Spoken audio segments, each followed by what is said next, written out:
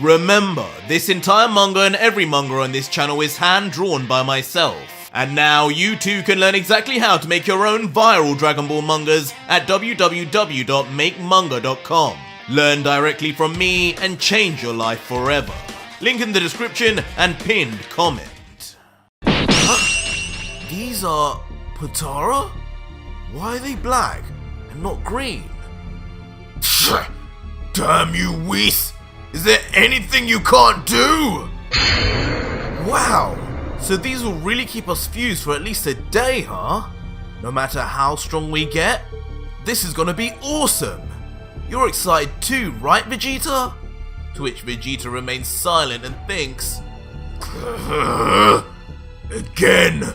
I have to become one with this idiot again! This is a violation of my body and soul! What have I been reduced to? And just how long will I be stuck with him this time?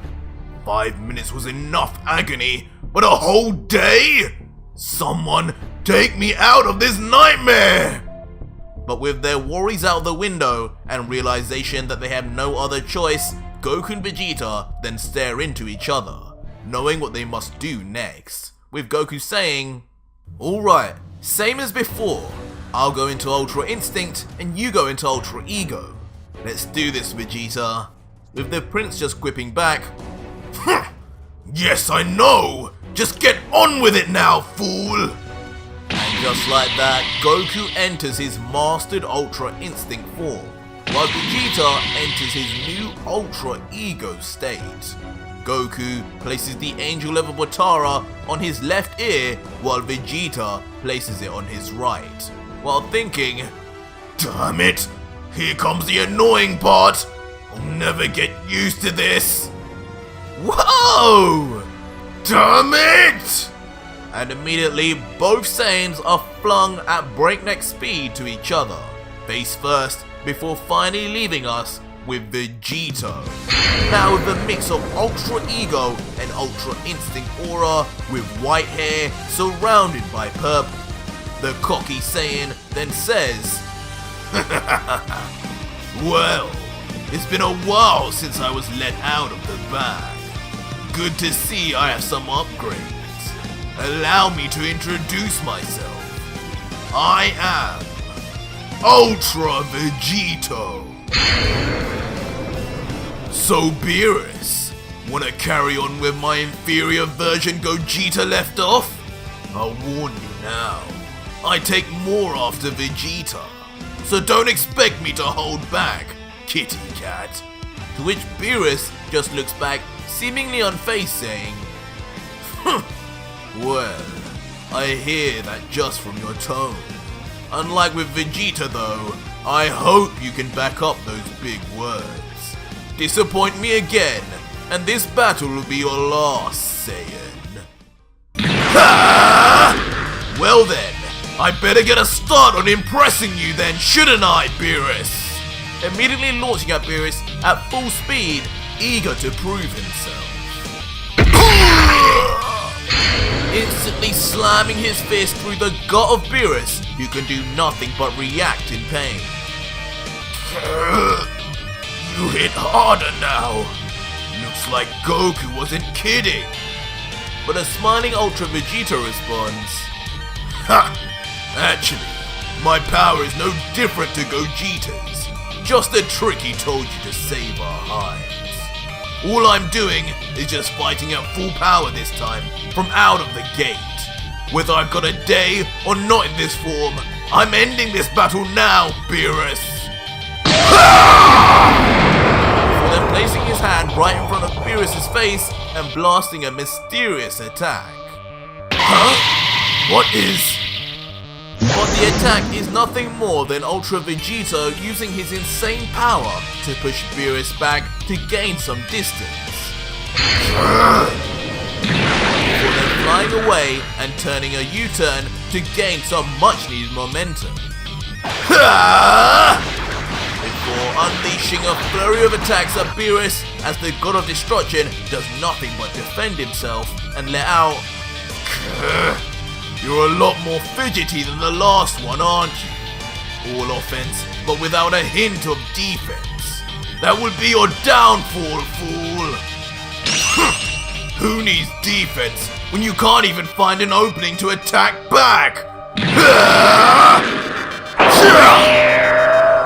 Launching then at Beerus, Vegito's signature plasma blade that just barely misses Beerus, who dodges by the skin of his teeth. Almost got you there, kitty! Beerus, now sensing the patronizing tone and lack of respect from Vegito, then grimaces as he says, "You cocky brat! Somehow, you've managed to enrage me even more than those two combined.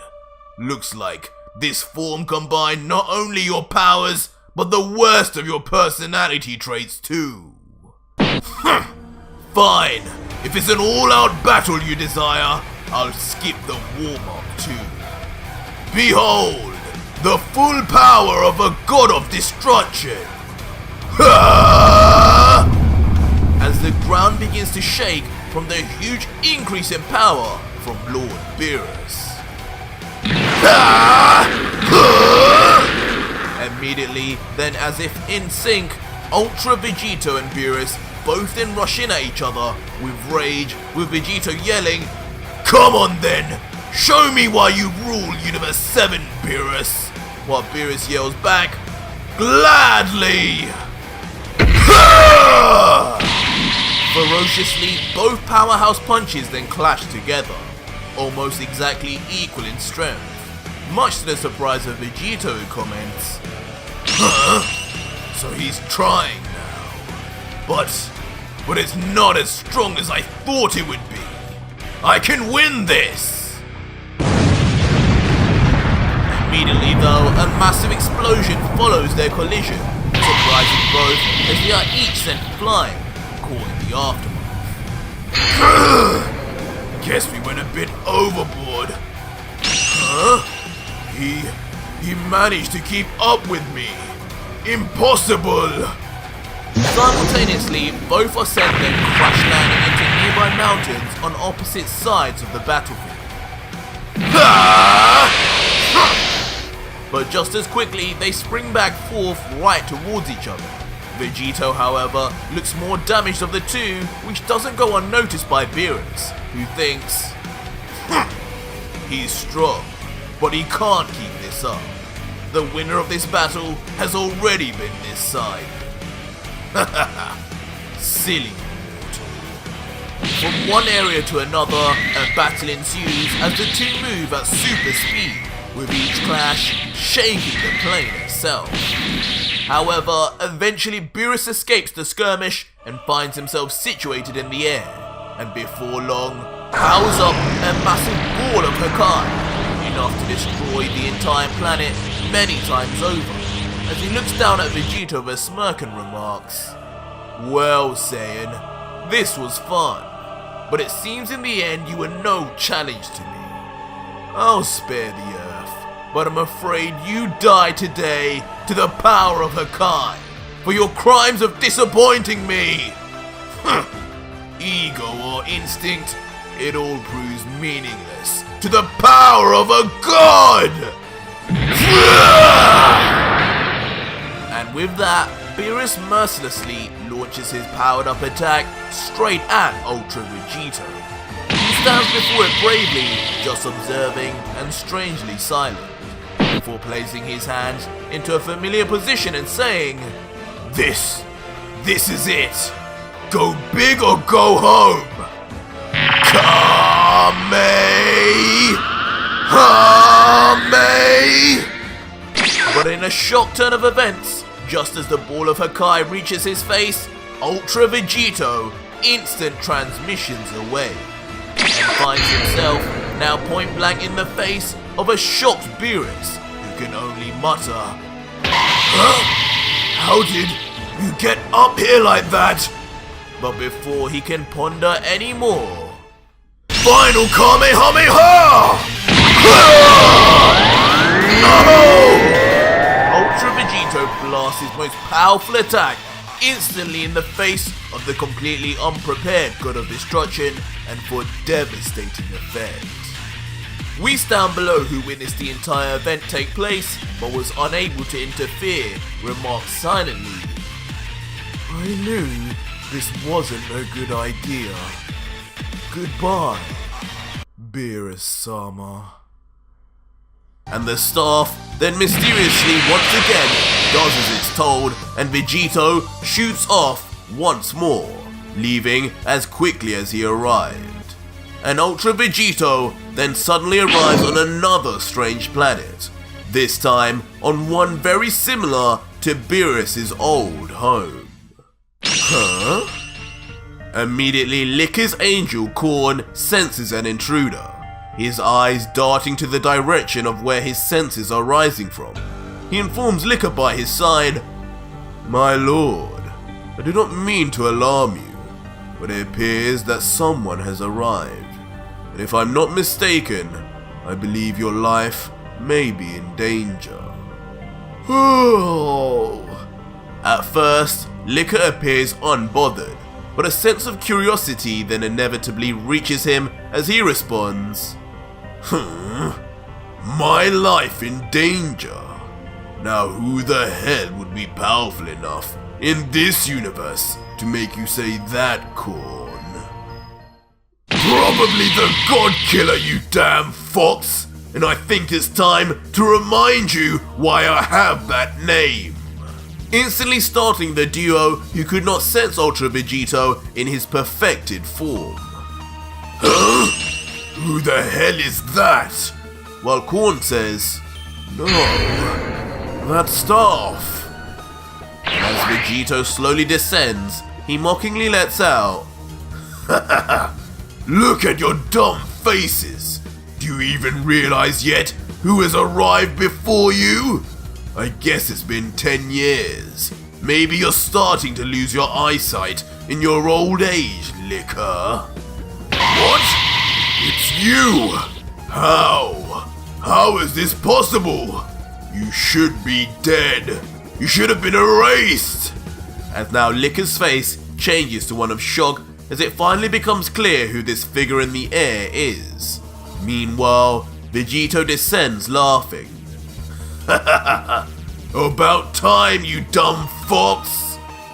Before landing on the ground, simultaneously stabbing the staff into the floor for it to stand up by itself upright. Vegito then continues, responding to Liquor saying, "But yes, Fox, you're right. I should be dead. And in fact, I am. On the inside. What is before you now is a ghost of my former self. And I won't be laid to rest until you gods pay for what you did to Earth, to my family and friends, and for what you did to Gohan!" Immediately, on reminding himself on what happened to his oldest son, Ultra Vegito ferociously powers up, the ground around him cracking from the weight of such a monstrous surge of energy. His hand letting go of Whis' staff now, ready to take revenge for everything. "What the hell is this now? This looks like both destruction energy and Ultra Instinct. Is this what Beerus was dealing with when he died? Impossible!" The power of Vegito proves so great, even the god of destruction must cover himself as he looks in awe. "What the?" But suddenly, from behind Liquor, Ultra Vegito appears, flying at him emotionless but at full speed with his arm already cocked back. And with a punch Vegito has been waiting 10 years to deliver, Ultra Vegito slams Liquor right in his face, causing the god to draw blood, as he's seen flying at top speed towards one of the planet's mountains, crash landing deep into it with seemingly no way to stop himself. Meanwhile, Liquor's angel watches the fight unfold from the side, and surprised at what he's just witnessed, he thinks, "This mortal is like none other I have seen before. He was on Liquor before he could even move.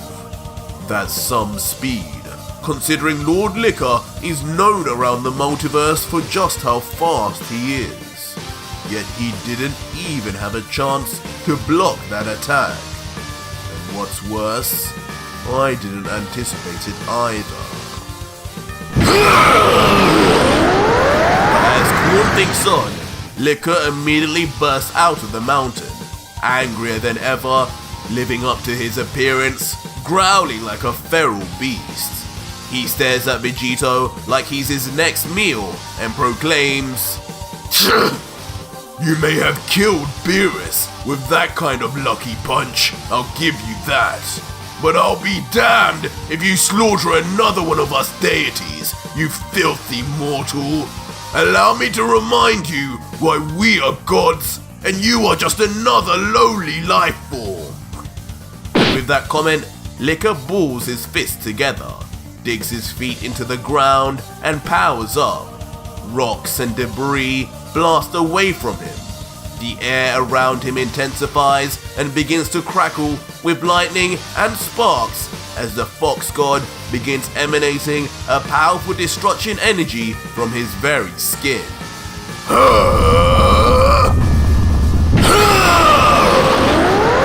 from behind, he suddenly sprouts 9 tails, each one with a small but concentrated ball of destruction energy sitting at the top. Ultra Vegito, meanwhile, seeing this, is left completely taken aback for a second. With a bemused face, he responds, What the? A 9-tailed fox, huh? Now why does that sound familiar? Thinking back to an old anime Trunks was watching on TV. Liquor, on the other hand, doesn't find any of this funny. He's serious in his intentions, and as he gears up to fire, he yells, Prepare to die, God Killer! And just like that, Liquor instantly sends off all 9 balls of her kind, shot like cannonballs, each one so dangerous, just the slightest graze would result in complete erasure. But Ultra Vegito, either stupidly or confidently, remains totally calm, completely unfazed as he stands there watching as the balls of energy approach him. He just stares on coldly and thinks to himself, That's really the best he's got? Ridiculous. I grow tired of this already. This is no challenge whatsoever. It seems I found myself at the home of the weakest god. Typical. I'll end this here and now find the others. Hopefully, they'll at least make me break a sweat before I dispose of them. And with that said, Vegito conjures his signature energy sword in his left arm. A blade so sharp it could cut through anything. A true Godslayer blade. He plants his feet into the ground, waiting for the right moment to attack, taking his time before... Ultra Vegito, without any fear, shoots into the heart of the balls of energy, and skillfully he moves through them, dodging each at the very last second until... Before Liquor can understand what's going on, Ultra Vegito lands perfectly beside him, balancing on one knee, his back to him, his blade still drawn behind him, and his face looking away as if he doesn't need to see what he's done because he already knows. Meanwhile, we see Liquor's face is decidedly different, full of shock and open mouth. As he stands there with that frozen face, he inexplicably is still in that position and only mutters the words, God Killer! And we then go into the view of Liquor, who at the moment can see his beloved angel Corn, until suddenly, the angle of his view sharply changes, before falling on the ground and turning in a way that should just not be possible.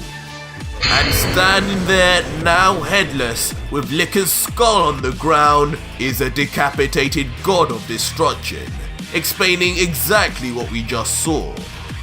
After enough blood gushes out, Liquiir's lifeless body eventually then falls to the ground, to the back of a now standing Vegito. Coldly, knowing his job is now done, Vegito then retracts his energy blade. And with now not even the slightest sign of remorse, Ultra Vegito then walks over to the deceased body and looks down, saying, 10 years. 10 years just so you could last less than a minute against me. No wonder you wanted me dead. How could a god command any respect knowing full well they couldn't even hold a candle to a mortal? Soon, Vegito just as calmly places his hand out, and using his perfectly controlled destruction energy, creates his own ball of Hakai. As he looks down on Liquiir one last time, he says, "Not even death is enough for you, Fox. You and your kind erased everything I ever loved. Everything in my life that was good. They can't even enjoy the afterlife because of your actions. And now, neither will you. Hakai!" And with that, Ultra Vegito mercilessly erases what's left of Liquiir, his decapitated body and lone head too. And now, with at least Gohan avenged, Vegito walks back over to Whis' staff, ready to leave for his next destination and victim. But from behind, Korn calls out, "Wait, Vegito." The angel has been watching patiently, and with a slight bit of hesitation proclaims, "Before you go, there is something I must say to you. That staff that you wield as your own is not for mortal use. As I'm sure you are aware, that belongs to my dear brother Whis. I know not what you have done to him, nor how you are even able to wield its power. But it's blasphemous for an angel's instrument to be handled by those it is not meant for, especially for the evil deeds you are carrying out. I suggest that you leave that here, for you have already done enough to dirty the name of the angels, and I will not stand for any more." For a moment, there is a silence as Vegito says nothing in return.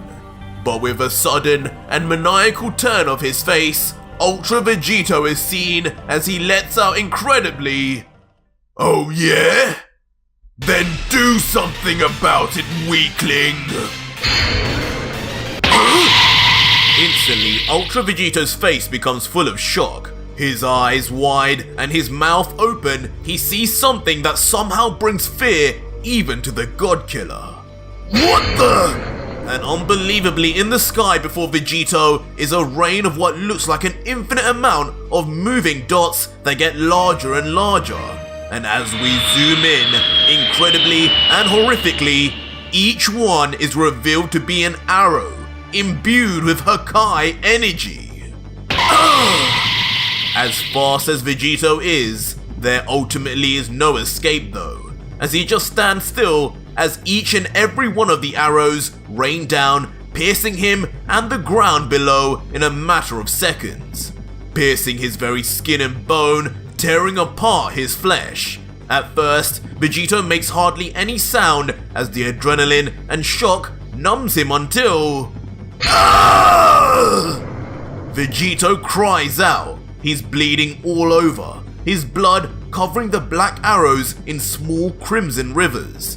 The pain being simply unbearable as the ends of the arrows become lodged in his body, each one seeping destructive energy into him, ready to erase the God Killer for good.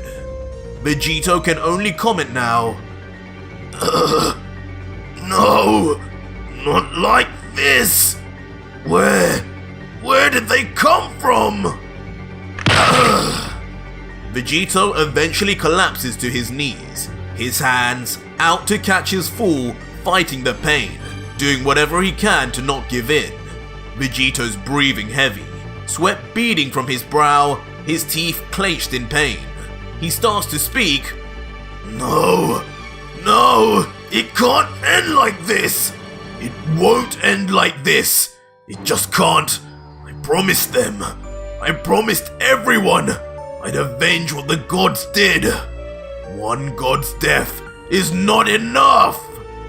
Soon though, as Vegito contemplates his final moments, Heles and her angel reveal themselves. They stand there peering at Vegito, assessing with glee the damage they've inflicted on him. Her angel Sour comments, "Impressive, Lady Heles. I didn't think it would work from the stories I've heard of that god killer. But seems your little booby trap actually worked. He's pinned down like a common rat." To which Heles responds, "Oh, Sour, why would you ever doubt the most powerful female god in history? Beauty, brains, and brawn, all in one package. Aren't you a lucky angel to be attending to me?" Slowly and enjoyingly, Heles and Sour then approach Vegito, who is still sitting on the floor, consumed in pain. Heles at this point is smiling as she says, "So this is the famed god killer, the one who betrayed his own god of destruction. It's nice to finally have some one-on-one time with you. I haven't been on a date with a man in a while. My, you haven't changed much at all in the last 10 years, have you? I'm not sure what I expected, but I didn't expect this. Still the same worthless idiot who doesn't know what he's doing. I must say though, what a pity. You would have made a fine toy boy for me." Slowly, she walks over to Ultra Vegito, clasps her hand over an arrow buried deep into his shoulder before she holds it there for a second. While Vegito stares at her hand, wondering what she's going to do. With a grin on her face, she yanks out the arrow out of Vegito's shoulders, saying, "Here, looks like you could use some help." Instantly, Vegito screams a scream that could strip paint from the walls. Blood gushes from the wound as a chunk of his meat seemingly comes off as he pulls. No doubt that brutal pulling really pained him, but that pain is soon replaced with sheer, utter confusion. As sadistically, Heles then sticks out a large tongue and unbelievably licks the blood off the tip of the arrow, seemingly taking a great pleasure in the pain and discomfort the god killer is in. With her tongue still out and with a crazy look in her eyes, Heles says, How I've missed this. The taste of pain and fear in your blood is just too delicious. I could taste this all day and never get bored. So tell me, little toy boy, how does it feel to be seconds away from erasure? Do you feel the same fear Liquiir and Beerus felt yet? Vegito, meanwhile, can only look with a sense of disbelief. Never having seen a god behave in such a way, he can only let out, "You are disgusting!" Heles, though, can only look down and laugh, responding, "I disgust you. The mortal who dares kill the gods that look over them is the one who is disgusted?" What a funny joke from such a worthless insect. You do well to remember your opinions mean nothing to a deity. You are nothing. Well, at least you soon will be. Just the slightest scratch from any one of my Hakai arrows will erase any mortal from existence. I'm sure you can imagine you haven't got long left. Vegito, perhaps realizing his fate, then bows his head in a sign of what seems like defeat. His face sad, and he thinks and lets out, "An arrow of Hakai energy, like the one you fired at my best friend, an innocent. You erased him for nothing, with these same arrows you possessed, didn't you?" Heles, hearing this for a moment, looks confused and responds, Huh? Your best friend? Did I hear that right? Who the devil was that? Do you have any idea how many miscreants I've had to put down with these arrows in my time? I can hardly remember the great rulers of entire planets I've taken down, let alone a damn earthling from your universe. If these were your last words, what a waste they were. But as Heles finishes saying this coldly, Vegito now begins to unbelievably start raising to his feet, now with his energy creating a strange sense of heat and crackles of lightning near him. What? Heles' angel Sour, watching on, begins to panic. He knows full well Vegito is no ordinary mortal, but this shouldn't be possible in any case, as he remarks, Vegito. Just what kind of power does he have?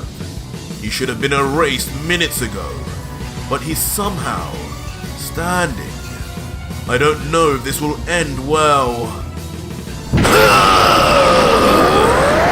And suddenly, in a burst of rage, Vegito inexplicably powers up ferociously, screaming as he does so.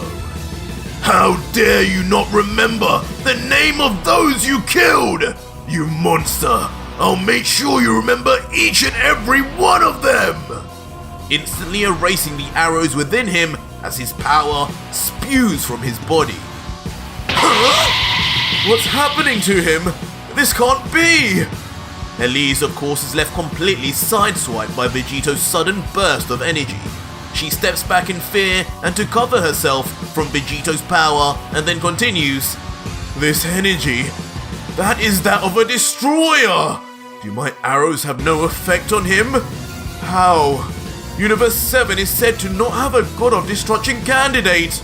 Beerus, what were you thinking? But before Heles could ponder any more on where this power of Vegito comes from, in an instant, in a display of unbeatable speed, Ultra Vegito rushes in right in front of Heles, ready to punch her into the next dimension, yelling, Time to die, goddess! Heles is frozen in fear, as seemingly time stops for her, and she thinks in her head, Oh, is this it? This power, this speed, what can I do to stop this? I hope the children will be okay without me. But looking on with a deadly serious face is the angel Sour. With conviction on his face, he remains quiet until... The angel corn suddenly and incredibly surrounds himself in an ultra instinct aura, readying himself for something as he thinks, Angel laws or not, I will not stand by and watch Lady Heles die to this scum. For the good of the multiverse, I will stop this demon from wreaking havoc right now, and answer to my father later. Not today, Vegito! As shockingly, the angel Sour then enters the fray of battle, instantly using the speed of Ultra Instinct to get right between Vegito and Heles, with Heles being shocked herself. Huh? Sour, what are you... What? But in a shock turn of events, Sour is left gobsmacked as Vegito instantly switches forms to a complete Ultra Instinct form, his body now surrounded in the same exact aura as the angel, saying, Ultra Instinct, huh? Fool! Don't tell me you thought you were the only one who could do that! Yeah! And Sour, in a fruitless effort, then swings his angel staff across to hit Vegito. But Ultra Vegito, now in his complete Ultra Instinct form, just instantly dodges, as expected, with a smile saying, Too slow, Angel! Time to join your brother, Corn! And immediately Vegito then engages his deadly energy blade once again, now called the Godslayer Blade, and in one fell swoop that is so fast not even our human eyes can see it. For a moment, there is pure silence, as neither Sour nor Heles knows what has just happened. Only Vegito, with his beaming smile, knows.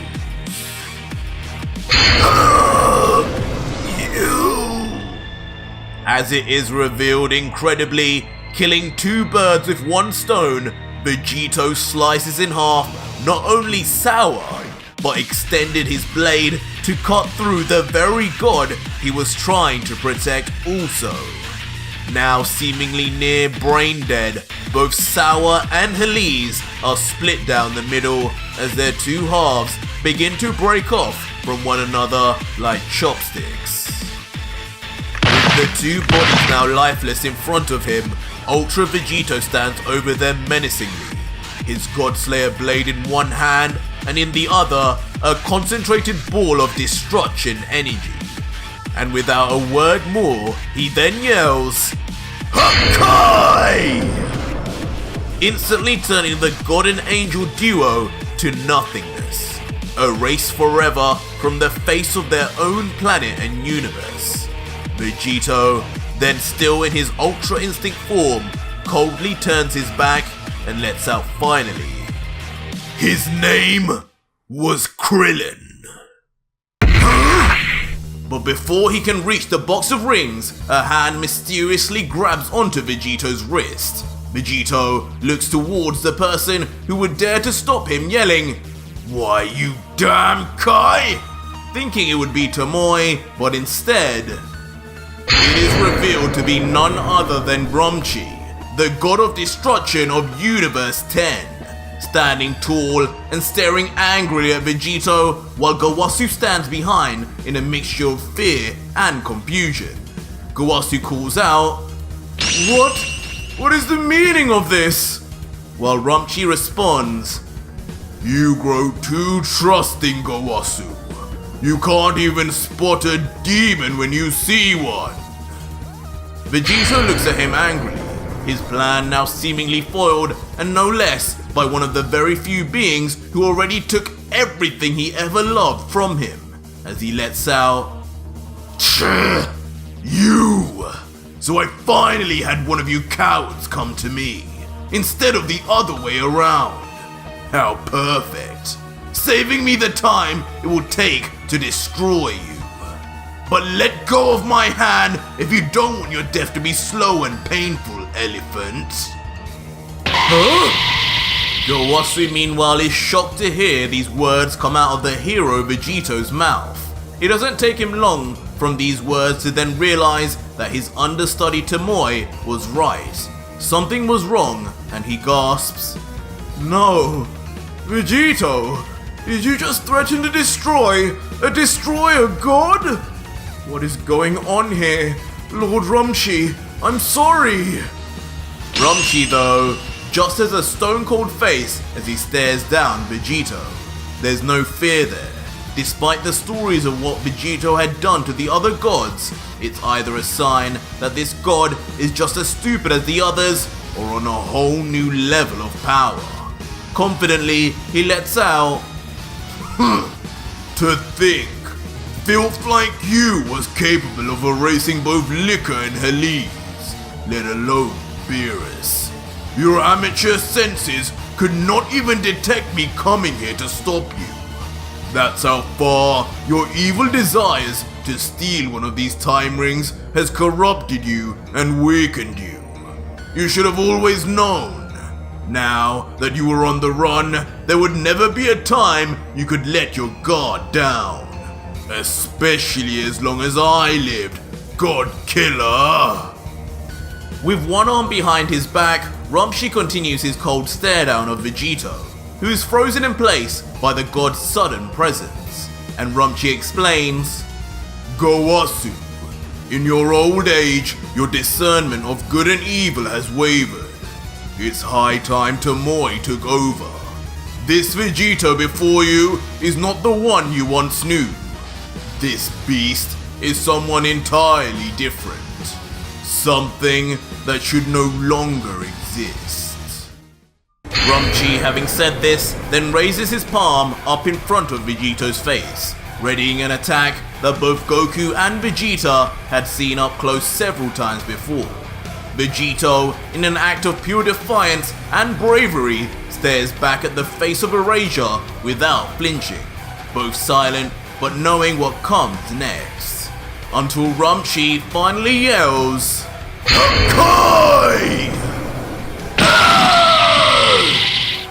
Vegito's mouth opens wide as he begins to be erased from reality forever. His feet already having been erased and quickly moving up his body, this is no joke or illusion. Ultra Vegito, under the power of the veteran god of destruction Rumsshi, is being erased from the universe for eternity. Tomoe watches intently, deep in thought and not remotely pleased to be witnessing this ability in person. As a Kai, Gowasu had been teaching him to treasure life in all its forms. This was the opposite of that, and his response is, "So, this is the power of a god of destruction. Hakai. Complete erasure. What a truly scary ability to be at the end of. Poor mortal. I know not what he did exactly, but I trust in Rumshi's judgment." And just like that, only moments later, Vegito's entire body has been completely erased and reduced to nothing but fine particulate matter that disappears into the air.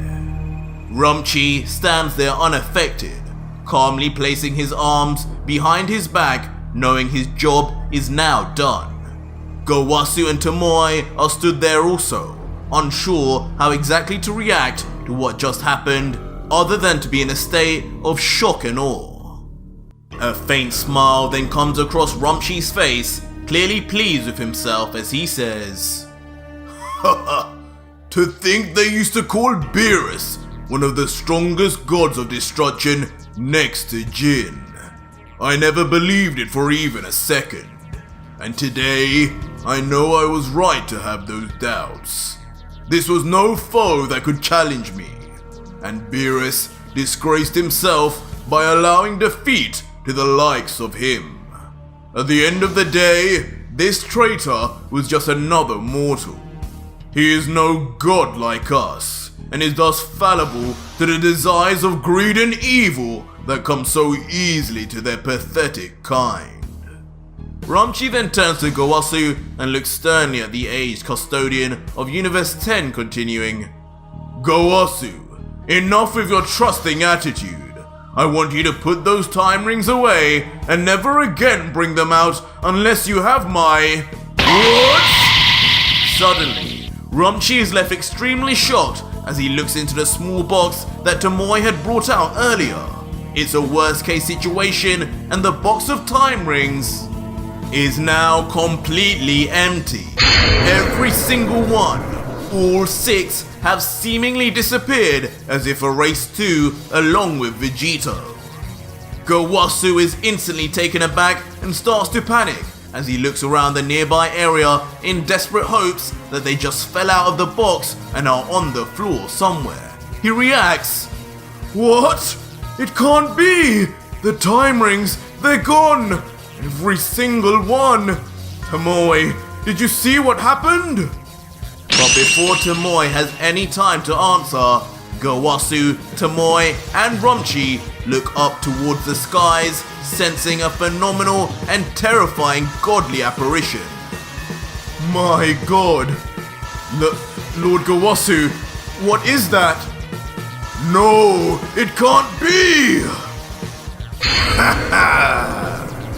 As in the sky, a dark portal suddenly opens, and out of it jumps Ultra Vegito, smirking, covered in a dark electricity, with both his arms stretched out. In one arm is his angelic staff, and the other his Godslayer energy blade, ready to take its next life. As Vegito smiles, he calls out, "Rumsshi, your time has come!"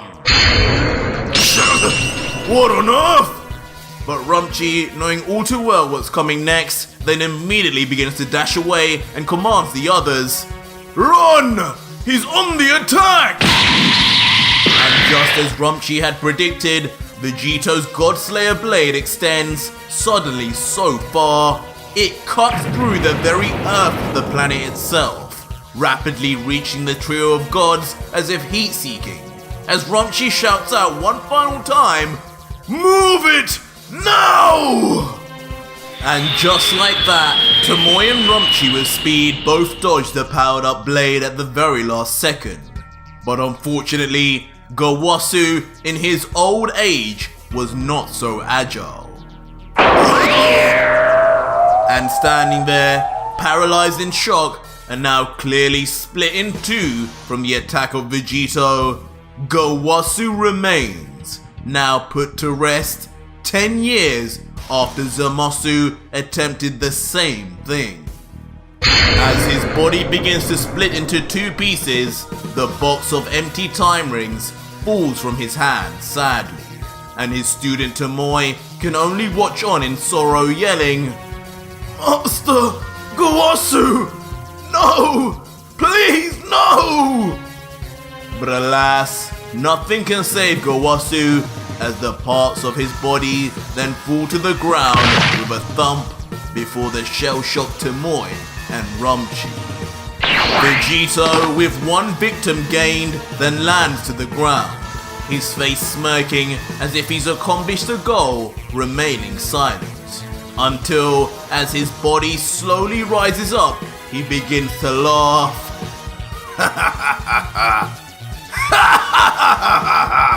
"Still looking for those time rings, fools?"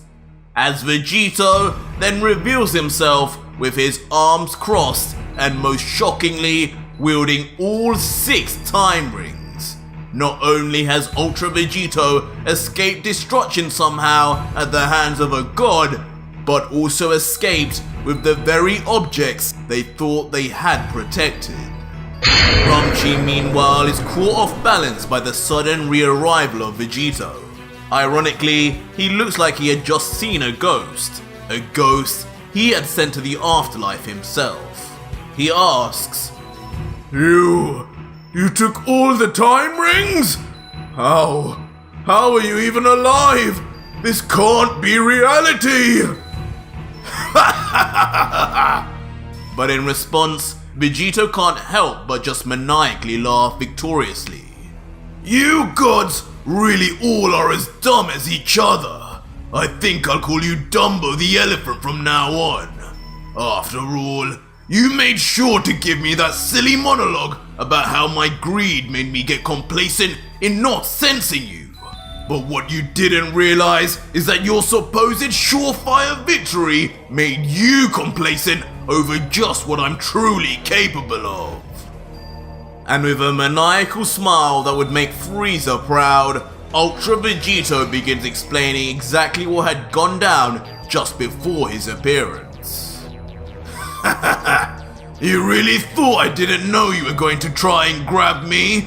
You must truly think you're dealing with one of the weaklings in your universe.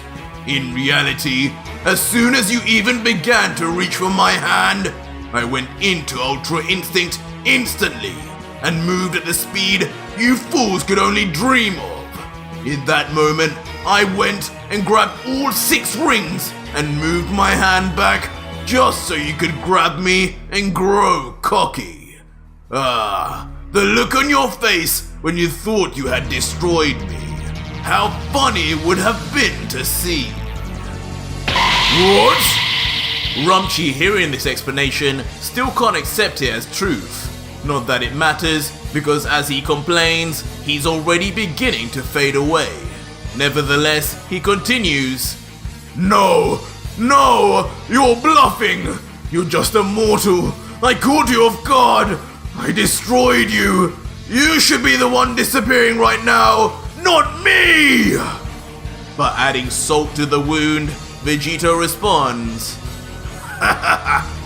Oh, you damn fool! I told you I wanted you to grab me. That means I wanted you to Hakai me too. I wanted to feel that pain. After 10 years of constantly feeling it, I now live for it. Now that I'm free of it, I crave it. You do realize I too can control destruction energy. I could have reversed your own Hakai at any time. But then, I wouldn't have been able to test out the time rings. The second before I was completely erased, I made sure to use the power of the time rings to escape into the past. And just when I felt your cocky kind would let your guard down, that is when I decided to come back and strike. And now, it's time for you to say goodbye, Dumbo.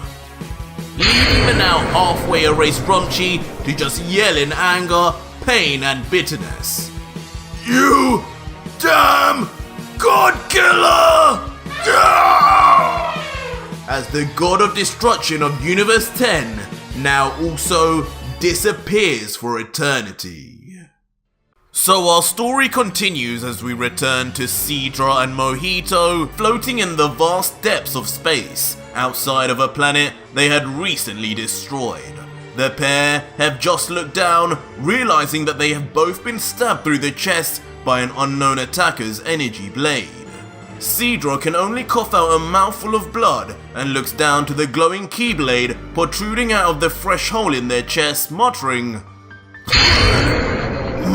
Mojito, how is this possible? Mojito meanwhile tries to remain as calm as he can, despite being in a fairly overwhelming amount of pain from being stabbed through the body, but just like us, he knows who this is likely to be an attack from, and tries his best not to alarm his lord as he replies, Lord Sidra, I'm afraid your plan may not have been as successful as you first thought. Look behind me. It cannot be! But as Sidra does look behind him, his face is instantly left shocked as he stares into the now cold and angry eyes of none other than Ultra Vegito. More damage than usual and a puddle of fresh blood on his face as Sidra then yells out in a mixture of fear and anger, No! No! No! You... How could you survive a planetary level Hakai? There's no way you could have known until it was too late! But Vegito, who floats a short while away in the inky void of space, just stands tall, silent, emotionless, and looking down at the next god to meet his Godslayer blade.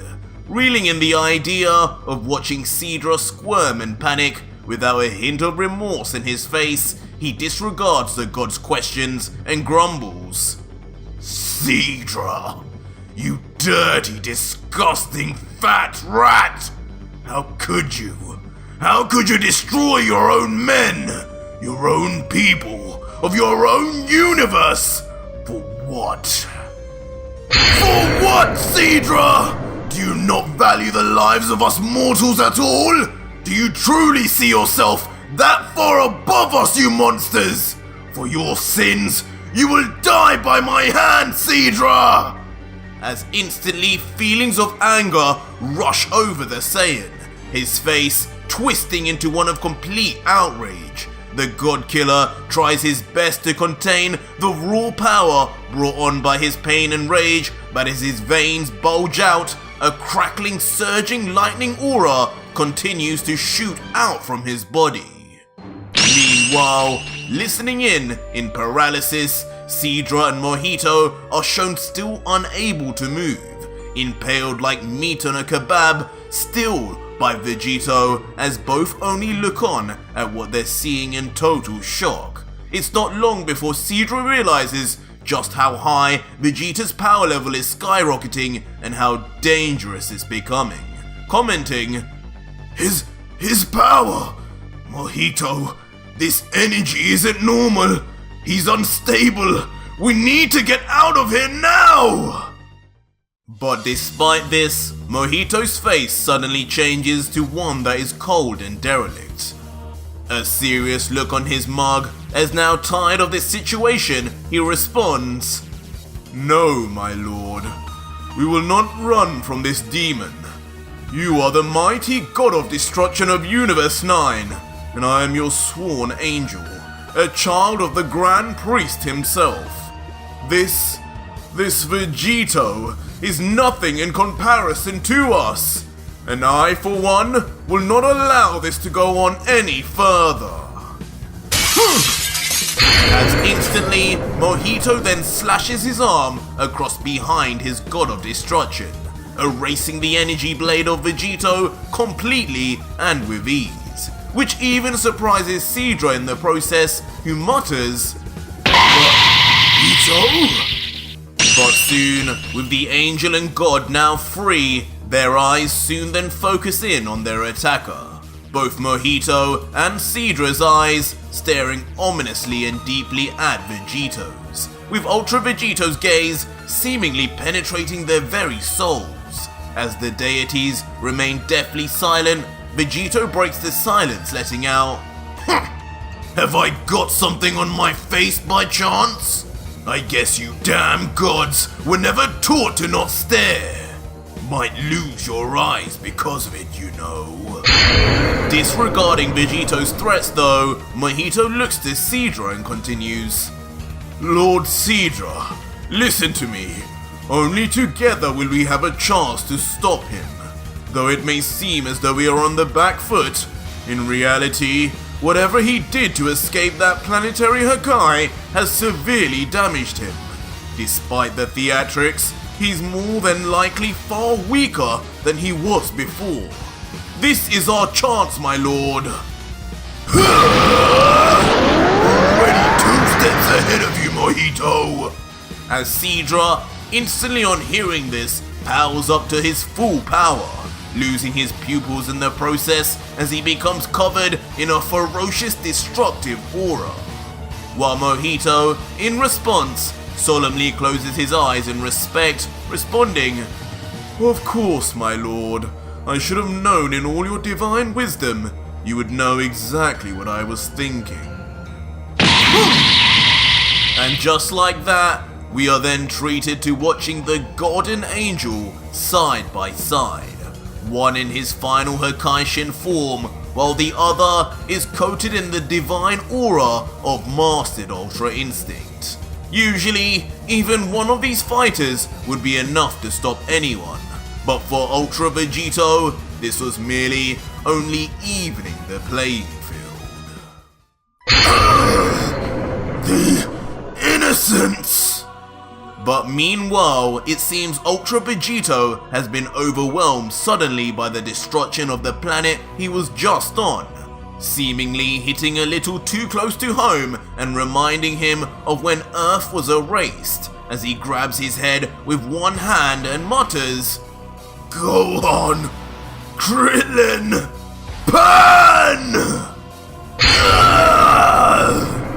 As now, in a full-on breakdown and mental crisis, Vegito has no choice but to bend his head down and grab it with both arms, as if trying to trap something within from bursting out.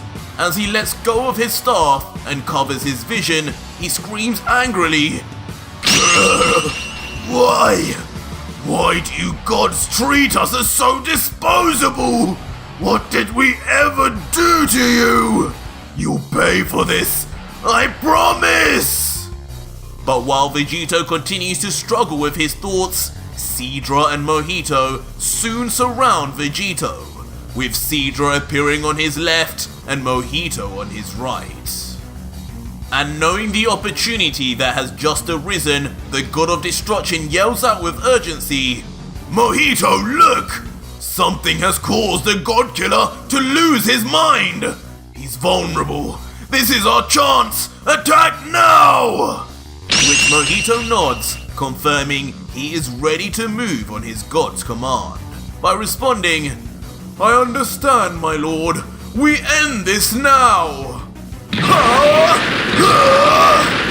As both Sidra and Mojito then rush in separately from either side of Ultra Vegito, at full force, certain that with Vegito preoccupied with his mental instability, they would be able to pull off the defeat of the God Killer finally.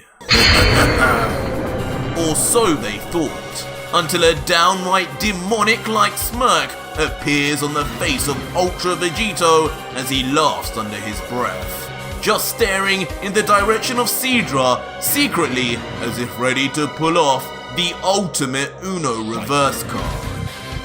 Get real, you fools! As instantly, in a shock twist, Vegito shoots out with a smile two ridiculously fast-moving beams of light, ones which seem eerily familiar to an attack he used not too long ago. As he says with a smirk, "Seems all that intelligence couldn't do much to see through my Oscar-winning acting, huh? Ow! No! As now, in a callback to what happened with the daughters of Heles, Mojito and Sidra are both grabbed by their throats by the energy beam itself, clutching the life out of them tightly with no hope for escape. Lord Sidra, what is this? Why can we not remove these? Leaving even the angel Mojito to be left squirming and struggling, trying to remove the seemingly impenetrable choking device around his neck. While a panicking and enraged Sidra just responds, Vegito, you sick demon! Get this off of us at once and fight us like a man! What did you just say? Which immediately causes Ultra Vegito to laugh hysterically at the preposterous statement, replying, Oh, old man, you must be going senile. Did you really just tell me to fight like a man? What part of attacking me 2-on-1 while I faked a mental breakdown was manly, my dear friend? You really are fools. It never ceases to amaze me just how pathetically simple-minded you gods are, considering the many years you've been alive. I guess you must have feared my powers so greatly that even the slightest chance to attack me made you abandon all sense of reason and throw caution to the wind. You should have never expected me to ever let my guard down. And now for that crime, you pay with your lives.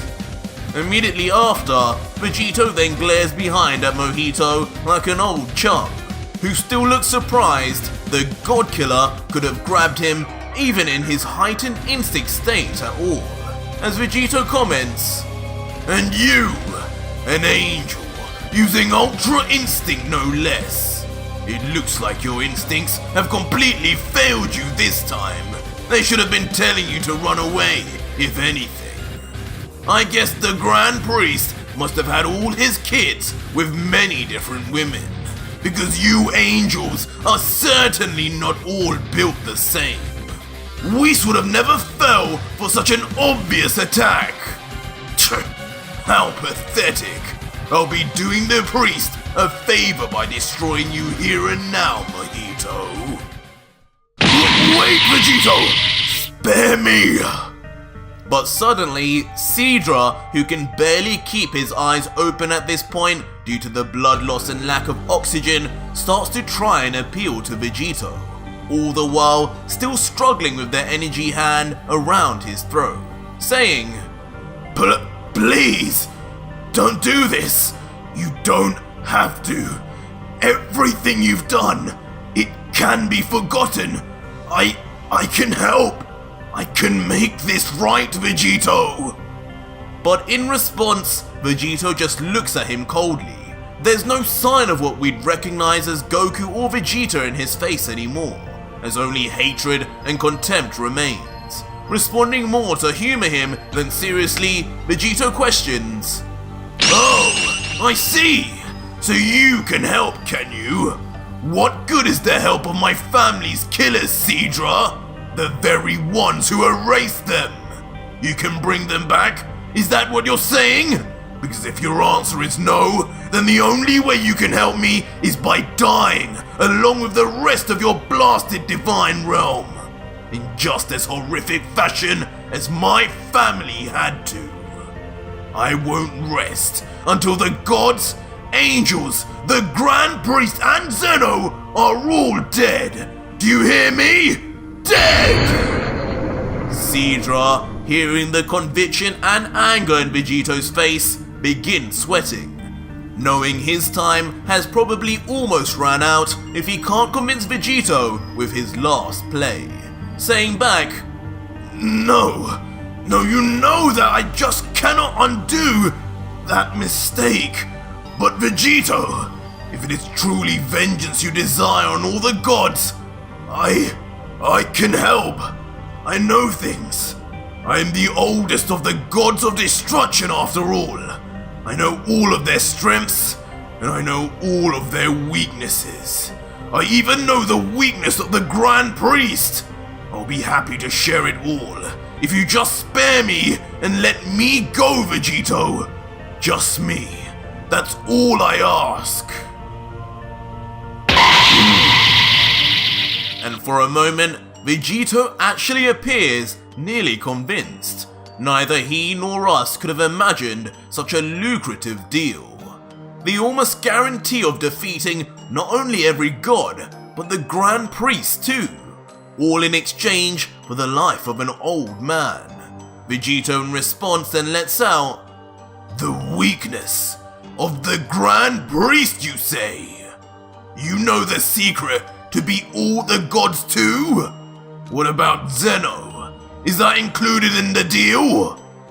To which you're now almost surprised at himself that this is working, Sidra quickly responds.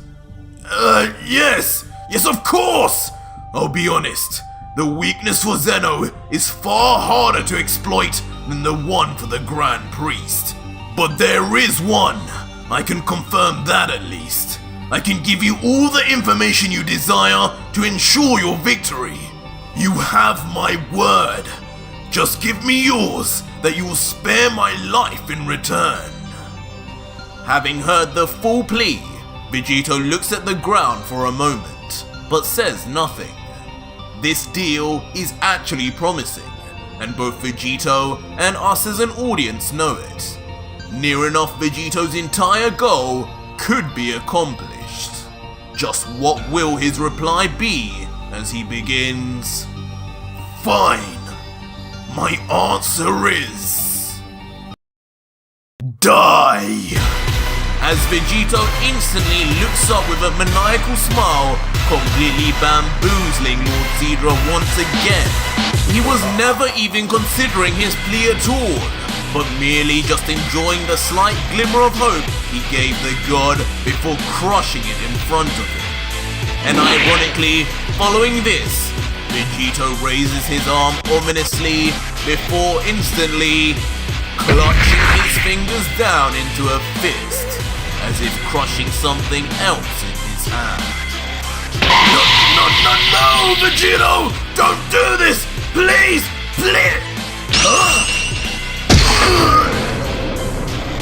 But instantly, despite Sidra's last-ditch effort and attempt to save his own skin, his neck is immediately crushed.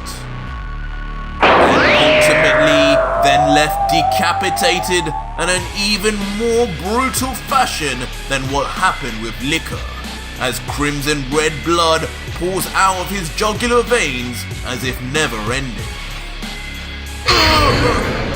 Meanwhile, his angel, who has remained quiet all this time as he watched as his god begged for his own life, remains shaking in fear, only able to mutter, Lord Sidra, no! But Vegito, completely unmerciless in the face of the sorrow and sadness the angel feels, just callously turns around with a nothing short of evil smirk and says, Quit whining, Angel! It's your turn next! Lord Quitela! As standing there, truly unimpressed and menacingly, is revealed to be none other than Quitela, god of destruction of Universe 4 and his angel attendant, Konyak, who sports an equally cold stare, as Quitela continues, "How pathetic. Shame on me for ever relying on a filthy mortal. You failed me at the Tournament of Power, but at least there you did something. How can you even call yourself worthy of our universe, and my student no less, when you couldn't even scratch this Universe 7 vermin?" And in response, a pleading Ganos, who almost already knows what is coming, sports a terrified look as he cries out one final time, But, I didn't see his attack! He moved too fast! Please, it won't happen again!" "I know it won't. Hakai!"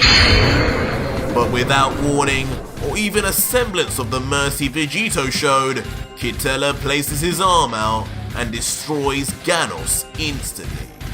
And with a deathly silence in the air, Ganos, the brave warrior of Universe 4, becomes no more, lost to the wind for eternity and never to be seen again. Erased by the one god he served with utter loyalty to the very end. And with the horrific deed now done, the heartless god reveals a smirk on his face as if pleased at his actions and adds salt to the wound, saying, "Pitiful, truly pitiful.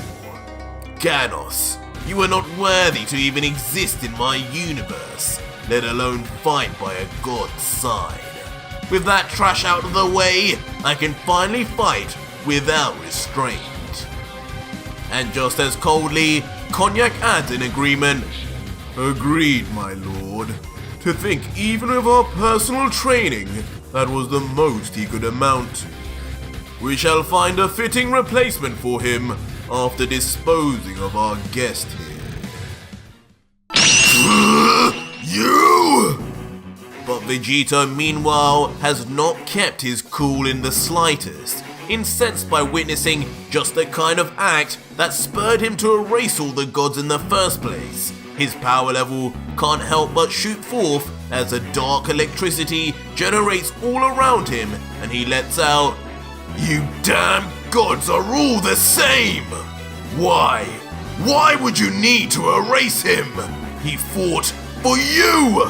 To his last moments, his only thoughts were about letting you down. This disgusting system has given you the power to erase him without consequence? This is exactly why I do what I do!" With immediately a thunderous roar, Vegito yells at the top of his voice, no longer able to contain his rage and power anymore, as his hair begins to spike and his eyes flash, making it seem a mystery what form he is going into. But in a surprising turn of events, Vegito enters his Super Saiyan 2 form, his hair fully spiked, his eyes emerald green, and his aura yellow.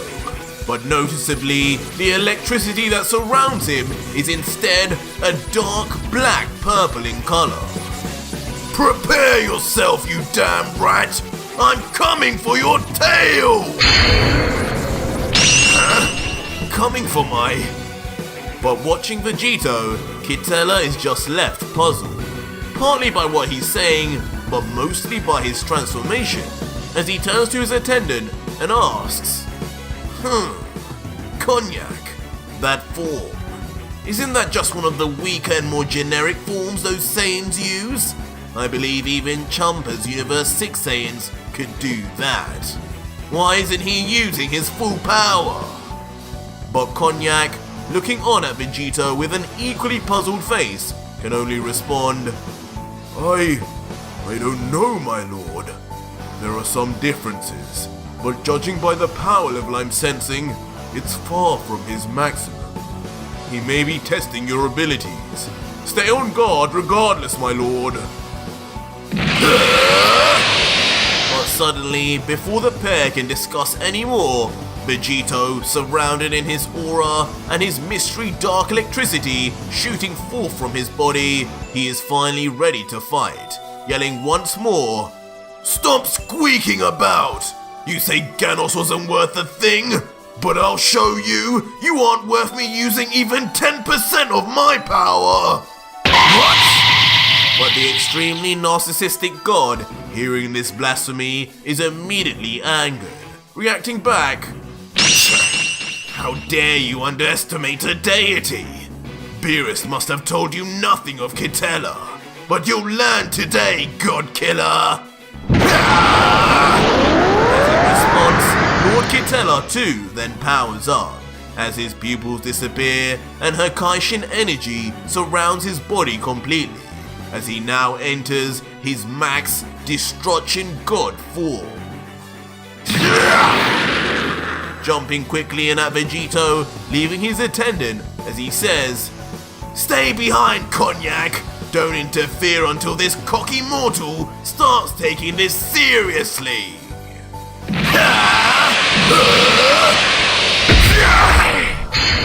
As immediately, Quitela and Vegito's fists collide for massive impact, with not only Quitela trying hard, but also noticeably, Vegito pushing himself to keep up while in this form. But as Quitela cocks back his fist to punch Vegito, a smile comes back across Vegito's face as he thinks, "That's it, Mickey Mouse! Do as the Pied Piper says!" With Quitela's first punch being grabbed directly by the palm of Vegito's left arm. And similarly to Quitela's kick as well, while Vegito keeps a close eye on exactly how he's stopping each attack. And soon when it comes time for Vegito to throw out his own punch, it too is stopped in its tracks, this time by Quitela, highlighting there being no real difference between the two in power. Instantly, the two would then vanish simultaneously to continue their battle. All the while, Quitela's angel attendant Cognac watches on with a look of concern. This is going better than expected. Collision after collision would then be seen in the air above, as the two fight on an equal level, trading and parrying each other's blows, but once more, as Cognac observes closer from down below, he begins to think introspectively, something isn't right. Lord Quitela is keeping up, but he should be winning while Vegito is in this form. Why isn't that Saiyan even going for the kill? Is he enjoying the battle? If this goes on any longer, I may need to intervene regardless of Quitela's wishes. But soon, the dynamic of the battle begins to change, as Quitela's attack misses for the first time. Lucky dodge, punk! Take this! Following this, Quitela launches a powerful kick, and this time it lands, but Vegito neither blocks nor parries it, as his body doesn't even flinch from its impacts. What? What just happened? Why did that not feel right? But before Quitela could wonder any more about what just happened, Vegito grabs onto the god's ankle, and most importantly, with his left arm once again. Let go! Let go! Quitela for a moment struggles hard, but it feels like Vegito's grip is a clamp that cannot be broken. Ordinarily, nothing like this should be able to stop a god of destruction from moving, but something truly is off. Forget it! If you desire to be so close to me, then feel the wrath of my Hakai! Ha! Reaching out his palm eagerly to the flinchless Vegito until, in a thoroughly anticlimactic end, nothing but a puff of smoke comes out of Quitela's hand, while Vegito looks at it to his left with a complete poker face, as if expecting it the whole time, only letting out, "So what part of that was supposed to be a Hakai, Mickey?" What? What is this? Where has my power gone? What have you done? As suddenly, a frightful look comes across Quitela's face as he finally begins to realize what's been going on. Immediately, he falls to his knees, his palms slamming the ground, as the mouse now stares at the ground on all fours, having reverted back to his base state by force. He can hardly believe what's going on as he mutters in confusion. What happened? My energy, it's gone. I'm exhausted. This is impossible. But soon, as we are treated to an image of the energy absorption bead within the center of Vegito's left arm, it all becomes clear to us as Vegito looks down with a smirk and lets out, My, this energy absorption device Dr. Giro built truly is something else. It works so much faster than I anticipated. Or maybe that's just the effect of my spirit fission. I didn't even need to power up much at all to drain you down to nothing. Thanks for all of that sweet destruction energy. It's all mine now. All yours? It can't be. What is he talking about? When would he have even... No, don't tell me. As suddenly a flashback comes to Quitela, which explains exactly where he must have had his energy stolen. As he thinks back to his fight and notices that every point, every punch, kick and grab, Vegito was using his left arm. The one android arm he possesses, which has Giro's energy absorption device. I knew it! And from afar, also realizing the trickery that has just befell his lord, fury bubbles within the angel Cognac until... You damn god killer! Get away from Lord Quitela! As in an outburst like none other, the angel screams out for his god and student, instantly activating his ultra instinct, before with angelic speed rushing straight at Vegito, knowing all too well what the god killer will do now as he yells, Lord Quitela! I cannot stand any longer! The minute you die, my powers will disappear too! I must fight to save us both! But with a turn of his head and an evil smirk on his face, Vegito calmly says, I'm well aware of what happens to you when that happens, and I can't have that. He won't die, not until I'm done taking your powers too. What? Take my powers too? Has he lost his mind? An angel's power is not of energy. It is of our very life force itself, formed by Father. Surely, that device cannot absorb that too. But before Cognac can even fathom Vegito's nonsensical claims, Vegito vanishes. But without warning, the angel then finds himself suddenly covered in an ominous darkness as he looks up and sees something unbelievable. And there, levitating in the air, surrounded in a giant apparition of himself, created solely from his mastered Ultra Instinct aura, is Ultra Vegito, now in his final form, ready to finish Cognac, as the angel can only step back in fear and mutter, What is that? But staring down like a god himself, turning the tables, Vegito looks down at Cognac coldly and remarks, Remember this feeling, angel.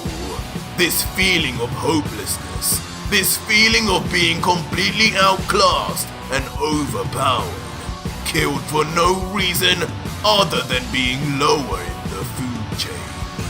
This is the feeling Ganos and all the other countless people you and Quitela have erased felt in their final moments.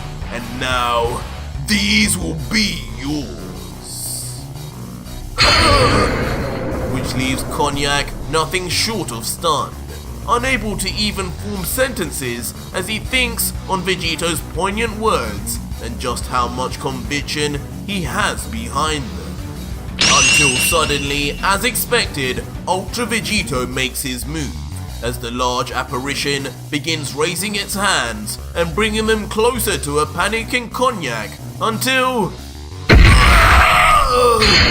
in an instantaneous and rough swoop, giant Ultra Vegito slams his palms together surrounding the angel, trapping him and restricting his movement entirely as the deity screams in agony. And mercilessly, giant Ultra Vegito then crushes further and further Cognac's body, as his very bones break and shatter within his body and blood leaks from the very cracks of Vegito's fists. As the giant Vegito laughs with a downright evil look from behind.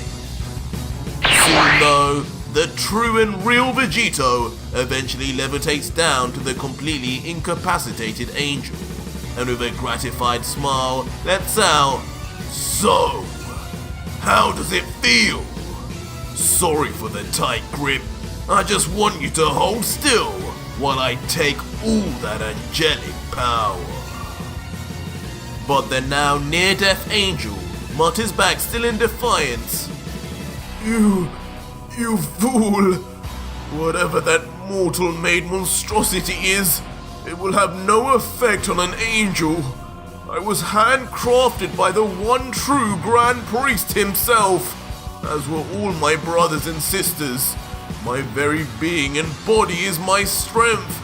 It's the very reason our powers can be switched off at an instant on the death of our destroyers. Try all you want, but you will absorb nothing. But it seems Vegito's response at first is only to crush the angel's body even more for his insolence, until finally, with his left hand raised to his face and a sinister smile, Ultra Vegito reveals,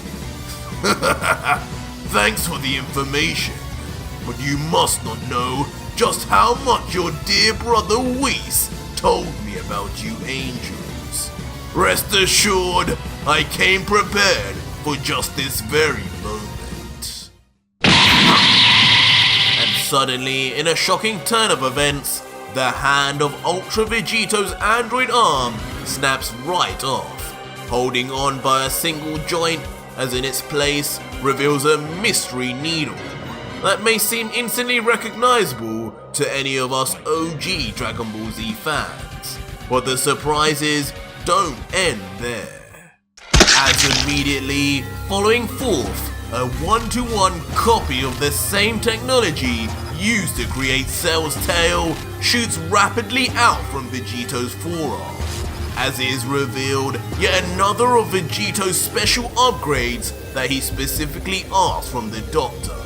He now possesses not only the infinite energy engine, energy absorption, but also the life force draining of imperfect Cell. And with rapid movement, the tail makes its move as if almost moving by itself, and within nanoseconds... What is this? It stabs directly into the jugular vein of the confused Cognac. And just as fast working as the energy absorption beads, the effects of the life drain are instant, as Cognac's screams of pain quickly dissolve into quiet moans as his skin collapses inwards. Meanwhile, watching in pleasure, Ultra Vegito remains with a smile thinking, I can feel it. I can feel his divine energy become one with my own. To think that damn Cell had the pleasure of doing this over and over. Greedy bug. And as Vegito thinks, Cognac is left to be a mess of inward, caving flaps of skin, until finally, in a horrific image, not a trace more of his life force remains, leaving behind just a husk of the former divine entity. Of course, watching this all unfold from a distance is still the completely exhausted and energyless Quitela, just barely crawling to one knee, before with a look of pure fear that has never struck a god so hard before, he watches the bizarre creature Vegito literally absorb the very flesh and organic matter of his angel before him, all through a green tail that shot forth from his robotic arm. As he mutters, This is a Saiyan? What kind of monsters are they? But Vegito, now done with his angel victim, retracts immediately the tail, shutting his hand back onto his forearm once again like nothing happened. And with his arm back in one piece, for a moment he stares at his fist, assimilating the immense divine energy he has just taken in, thinking, amazing! 6 gods and 6 angels remain. With their power added on, I can't even begin to imagine what I will finally unleash on those 2 midgets. Referring of course to the Grand Priest and Zeno. Before without a word more, Ultra Vegito then turns his body and aims his right hand towards Quitela and the now dropped on the ground husk of cognac, and yells, Hakai! Blasting forth the signature finisher of God Killer Vegito. And just like that, without the 2 deities literally being able to do a thing, Quitela yells, No! You monster! As he turns to dust, and the already deceased angel, who is nothing more than a bag of skin now, also then returns to the universe as particulate matter. And with now 2 more gods added to his kill list, Vegito finally descends from the sky and lands with a thud on the ground. But before long, Vegito grabs onto his stomach and grins widely as something uncontrollable builds within him. An uncontrollable laughter.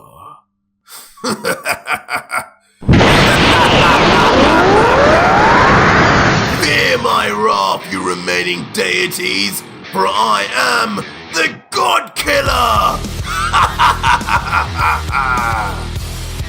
Maniacally laughing in victory as his newfound power explodes from his body and a truly immense aura that shakes the universe itself is shot forward.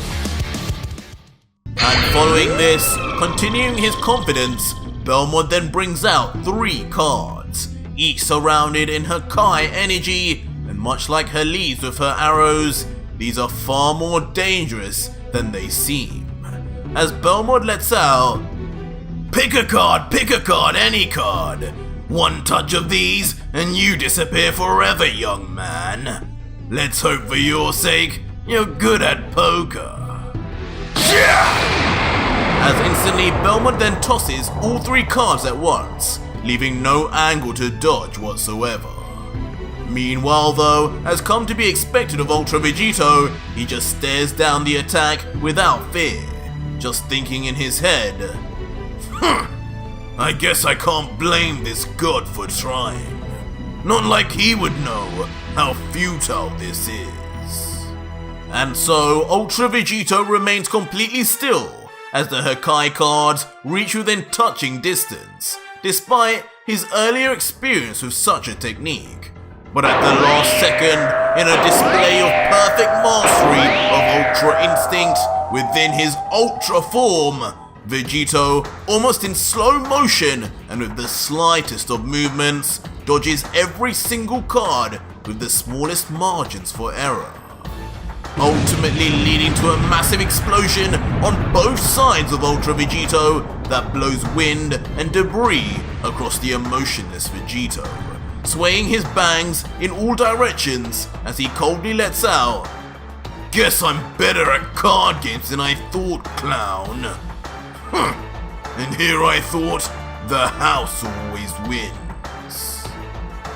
What in the name of Zeno? Preposterous! No mortal from this planet should be able to move like that!" Leaving Belmod understandably gobsmacked, witnessing not only a destroyer's attack be dodged like child's play, but also through use of what seems a divine technique of the angels. Continuing his state of shock, Belmod begins uncontrollably stepping back slowly, until suddenly a lone stone on the ground appears right behind his heel unknowingly. Wait, what? Instantly causing the god to trip back and fall, seemingly too scared to even regain himself until... At the last second, a hand we know all too well appears from out of nowhere to grab Belmod by his destroyer garb collar, saying, "Don't worry, I've got you, Ronald McDonald. You're not going anywhere." As soon as the scene zooms out, we see Ultra Vegito, now with half his shirt ripped from the explosions around him, standing dominantly over Belmod, with noticeably his signature Godslayer blade extended outwards, as he stares into the eyes of Belmod and says, "Listen, clown, I know even you're clever enough to know when you're utterly outclassed. Tell me the answers I desire, or die here and now. And trust me, there's no coming back from my idea of a death. You aren't the only one who possesses the power of Hakai." What? This mortal knows the abilities of the destroyers too?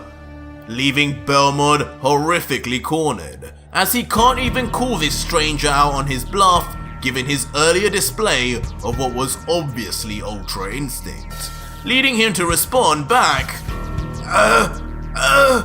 Okay, relax. I'll tell you what you want to know, tough guy. Jeez, it's not like it's a secret anyway. Hardly more of a secret than knowing I'm the god of the 11th universe. Just let go of me, will you? And so Ultra Vegito then obliges, sensing that Belmod is as powerless as any timeline's version of him, as Belmod, now dejected, then calmly sits down with his legs folded before beginning, "Listen, I don't know who you are, but you're right. I did come here to kill off Jiren's village and family. But you should know, it was for good reason. For the good of this entire universe." As Belmod then looks into the distance and continues, "Whoever you are though, it does seem you are familiar with the destroyers, so I spare the intro to who we are. But we destroyers, along with another set of gods in this universe, known as the Supreme Kais, maintain the mortal levels of our respective universes. The mortal level of a universe is affected by many variables. Sometimes that level is determined by the number of planets that exist, or the strength of its destroyer. But mainly, it is down to the overall life force and power levels of the beings that occupy it. Supreme Kais create life and watch over it for millennia, but only a destroyer can put the wheels of motion into play to create powerful life forms. But a destroyer can only live so long, and not just any being can become one. A god of destruction must by default be one of the strongest, if not the strongest within one's universe, and must be able to compete with destroyers of other universes too. Not only to raise the mortal level, but to sometimes simply just survive. destroyers can be pitted up against each other for the enjoyment of the Omni King. The loser can often find their universe erased, but finding such candidates to become one is not easy. So we destroyers have a ritual that we use to create such candidates with overwhelming power, and just enough coldness in their hearts that they could take up the mantle of God of Destruction and perform the heartless tasks that come with the job. Huh? This sounds familiar. Like the Tournament of Power.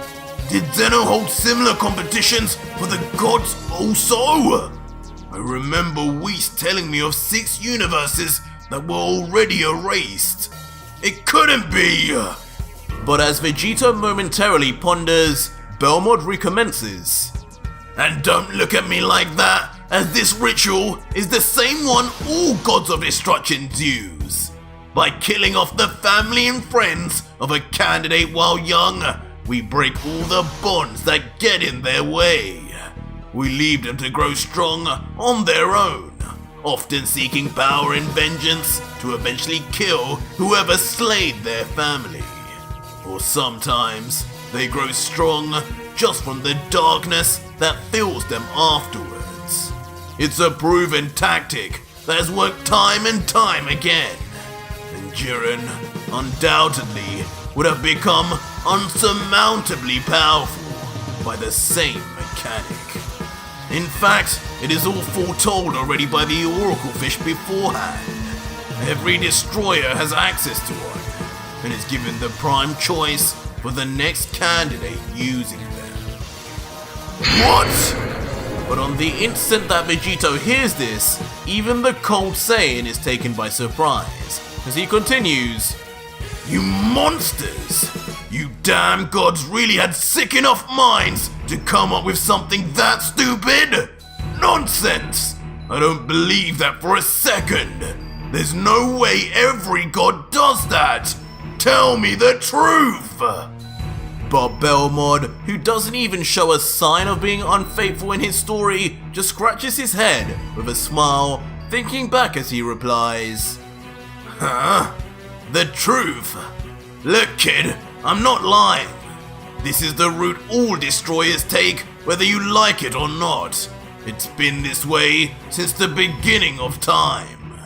Even I went through the same exact thing. It wasn't my village though. It was my wife, Harley. Man, I miss that chick. But since you know me by name, I'm going to guess you know the others too. The rat god, Quitela. You know that little annoying midget? He erased a young warrior known as Ganos's entire species while he slept, and then took him in after promising him he'd train him to one day avenge them. He's actually who I was basing my plan off. Then there's Giin, that blockhead with too much power for his own good. Murdered the son of a prodigy known as Gaiba. Cold-blooded thing that honestly birthed a real monster. When the day comes that Gaiba takes up the mantle of destroyer, I don't know if any of the universes will be safe. And then there's even the laziest of us gods, Beerus. That fool just sleeps and sleeps. Last I heard, he's going to get some lackey known as Frieza to destroy the planet of a powerful fighting race, leaving behind one sole survivor, the Prince, who is said to have not only an exceptional power level, but also the darkness in his heart to make a fine destroyer. Wait, what did you just say, clown? But now, things have hit the fan with Belmod's last piece of information, as the once completely oblivious Vegito now realizes everything, as he questions more. Beerus was behind Planet Vegeta's destruction? No! No! It can't be! instantly causing Vegito to grab onto his skull with both hands as his brain begins to go through a million thoughts and his emotions reach a boiling point that will tip him over in an instant. Vegeta, I was chosen from the very beginning to be the next destroyer. My planet, my father, Beerus is the one who got Frieza to do it? That can't be! Huh? But Belmod, who has no idea why the mystery man before him is acting so erratically, only responds in blissful ignorance. Vegeta? Come to think of it, that might be who he was on about. He said it so long ago. The Oracle Fish told him well in advance. He's a kid though, so I don't know what you're saying about you being chosen. You may be able to Hakai as you say, but that doesn't make you a destroyer, kid. Belmod, still relaxed, thinking he's done nothing wrong, then closes his eyes and smiles, ignorantly persisting. He probably heard it wrong from the fish knowing that fool though. Those Saiyans in his universe are a bunch of tailed dumb apes. Nothing like the sort in Champa's universe. If it were me, I would have got rid of them instantly long ago regardless. Haha, no universe needs trash like that around. Not a single one of them would ever amount to anything, much less a god. You! Instantly causing Vegito to grit his teeth in anger, looking at Belmod. His veins beginning to bulge as he struggles to control his inner rage and need for violence. The planet itself quaking from this inner battle within until...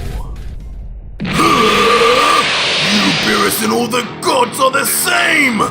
None of you can remain! As Vegito's anger inevitably then explodes viciously, causing him to rush in at Belmod like a demon. And in a flash, the fused Saiyan grips Belmod's neck with both arms, immediately choking him as the god can barely say a word. Hey! Cut it out! Stop! But soon, the real reason for grabbing Belmod's throat comes clear and quickly, as Vegito's left arm indiscriminately begins absorbing every cent of energy from the cloud. As Belmod, realizing, squirms one last time. What? Stop! Stop! I told you the truth! I told you everything!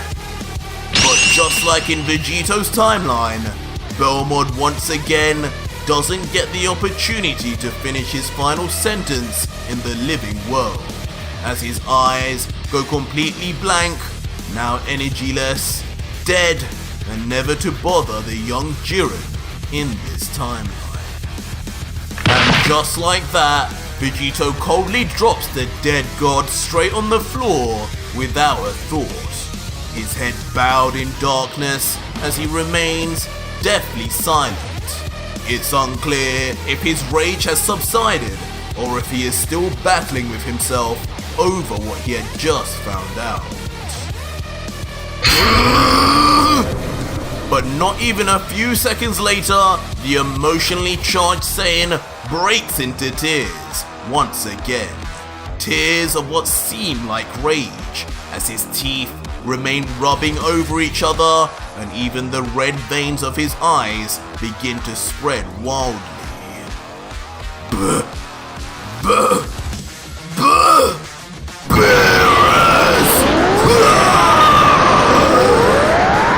in the end, it all becomes clear, as with a roar that even the Grand Priest and Zeno would hear, Vegito roars at the top of his breath, screaming out the name of the god that ultimately betrayed him.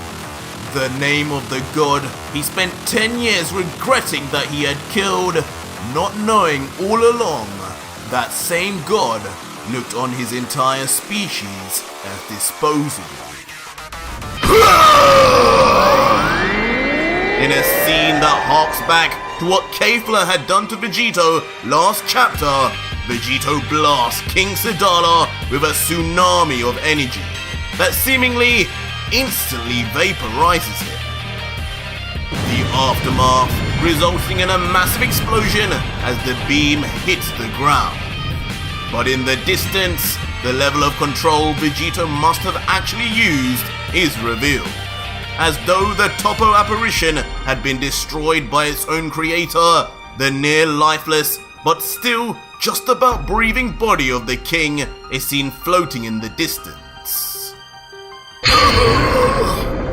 As when we zoom in, we see the extent of the damage, with the king now back in base form, covered in his own blood, and his pupils now missing from having rolled back to his head. Slowly but surely, the king's near-dead body would continue to descend down back to the ground with a deafening silence. Before landing brutally by the base of his neck, his heavy legs almost reaching his face uncontrollably, until finally, with his whole body stretched out and motionless, the king remained unconscious, only able to mutter as his final words, "God killer. Father! King Saiyan!" And in a sharp scene, the reactions of the 4 remaining Universe 6 warriors paint a shocking picture, as Kefla, Kaba, Champa and Vados all stare in disbelief and consternation as they try to take in that not only was their king and trump card defeated and on the verge of death, but also in such convincingly effortless fashion. But as the adrenaline of the shock passes, the realization and fear of the situation shudders through Champa as he screams, "No! No! The king can't be defeated! Not like that! Vados, tell me this is an illusion!" But curiously, as Champa calls to his angel attendant, only an unusual silence is given back. "Vados?" Leading to the god to turn around furiously, continuing, "Are you listening to me, angel? How dare you?" "Huh? Vados?" But suddenly, as Champa turns around, a mystery sight is in front of him, silencing him in the spot as his body goes stiff in shock. But what could it be? Vados! And finally, we see what the shocking scene is, as on the ground, a completely lifeless body lays flat on the surface. And once we get a closer look, it is revealed to be none other than Vados, now looking like an empty, wrinkly flap of skin on the ground, clearly the victim of Vegito's cell tail. Vados! Champa, who at this point knows not what else to say, can only incessantly yell out the name of his former angel attendant, until finally, "Calm down, kitty!" From behind, the one voice that Champa didn't want to hear, the one voice that would bring shivers down his very spine, calls to him and him alone. And as his pupils move to the corner of his eyes to confirm who it is, to us and everyone around, it is revealed to be none other than Ultra Vegito. And just as predicted, in the middle of retracting his cell arm too. The very arm which had just absorbed the very life force of his own angel. Why you?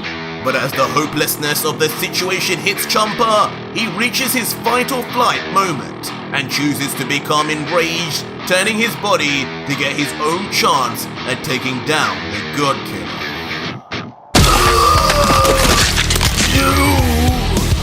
But in the end, he doesn't even get a chance, as brutally, with a powerful thrust, Vegito penetrates the torso of Champa with his entire arm, creating a massive gaping hole in the process. And shockingly, once we look inside the body of the god, we see Vegito's own hand is grabbing the very heart of Champa, pulsating as the heart beats faster and faster from the god's apparent fear. What are you doing? And with the god being allowed to say a few more words, his last ones only just inquire what sadistic thing Vegito was now doing to them. I'm doing what I should have done a long time ago, Garfield. I'm making sure you never harm another innocent mortal ever again. Your energy is mine! And suddenly, in a rush of trickling energy, the very god key Vegito absorbs through Champa comes straight through his heart in an instant, being drained completely until... With a sudden and violent closing of his fist, Ultra Vegito bursts the heart of the god in one swoop, instantly ending his life. And in the wake, Vegito then roughly removes his arm, leaving the truly lifeless Champa now standing on bodily instinct alone, wobbling more and more uncontrollably until... Champa's deceased body then falls to the ground without a murmur, poetically next to his angel attendant Vados once again. And without a thought more, now done finally with his next godly victim, Vegito raises his arm to do the one thing we all know he must. Hakai! Yelling the chant of the destroyers with passion, with just as much conviction as he did from day one. And as expected, both of the bodies of Vados and Champa then vanish immediately, erasing to nothing, never to be seen or heard from again in the living world.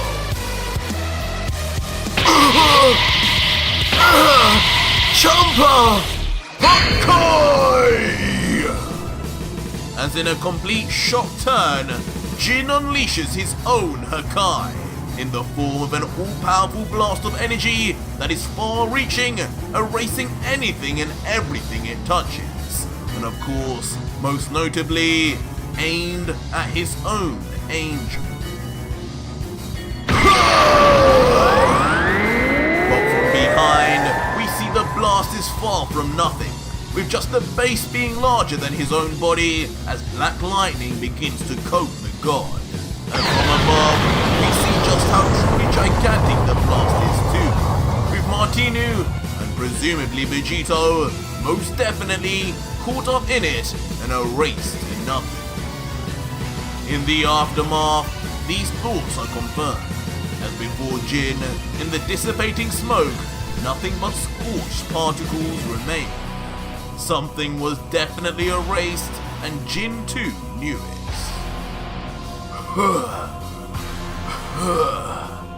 As when we look back at the exhausted god, he bears no doubt on his face, but only a sense of sorrow as he lets out, I'm sorry, Martinu.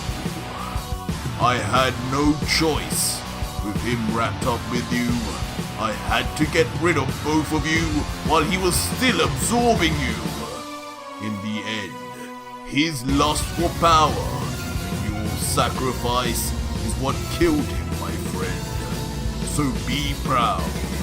You will always be. Will you remember me too, fish face? What? But of course, things could never be that simple with the God Killer, as from behind the frightened god, a dark silhouette appears, and of course, a familiar voice rings. No! As when the scene zooms out and Giin eventually turns his head around, Ultra Vegito, of course, in classic style, stands motionless right behind him. his aura still surrounding him after presumably using his super speed to escape just in time. With the two now face to face with one another, Godkiller and his so-called victim, Vegito then lets out cockily, "How heartless of you to erase your own angel, Giin, and annoying too. That was supposed to be my pleasure. But oh well, I'll still get the chance of wiping you from existence, and that will be more than satisfying. I'll do you a favor and save that till the end though. After all, I want you to witness firsthand the defeat of your little lapdog. Pumped with steroids and magic or not, he will be disposed of quickly. And then I'll come for you." to which the angrily looking god would just whisper back, "And what makes you so confident that plan will go as you say, Godkiller?" But in response, Vegito just extends his Godslayer blade, and with a sinister smile responds, "You know what? You've actually got a point for once, Giin. So in that case..." As without warning, Vegito aims downward and begins slicing in all directions with near undetectable speed and precision, with Giin and us manga readers only able to see after images in its wake. Eventually revealing to us the shocking result of slicing both of Jin's legs just under his kneecaps, as the completely unsuspecting destroyer can only look on, unable to even react to the pain yet due to the shock and adrenaline. Looking down, he eventually can only yell, You! What have you done? How are you doing this?" As finally the pain sets in and Jin's entire body separates from his severed limbs, sending his body flying face first towards the ground, as blood splatters and pours out from his still stood feet. Eventually plummeting to the ground with a thud. As if one eye open, he then grunts, looking at his attacker in jest, grumbling, "This is not over." As with the strength he retains in his arms, Giin pushes his torso up with his upper body alone, shouting venomously, "You think that's enough to stop me? All I need is one opening, and I'll erase you forever!" Just as Jin's threats build and his confidence grows slightly, instantly, his throat is struck by a familiar beam of energy, immediately creating an energy collar right around the god's neck, pinning his head back against the ground, much to the destroyer's alarm. And with his head now trapped and completely immobilized, Giin yells, "Damn you!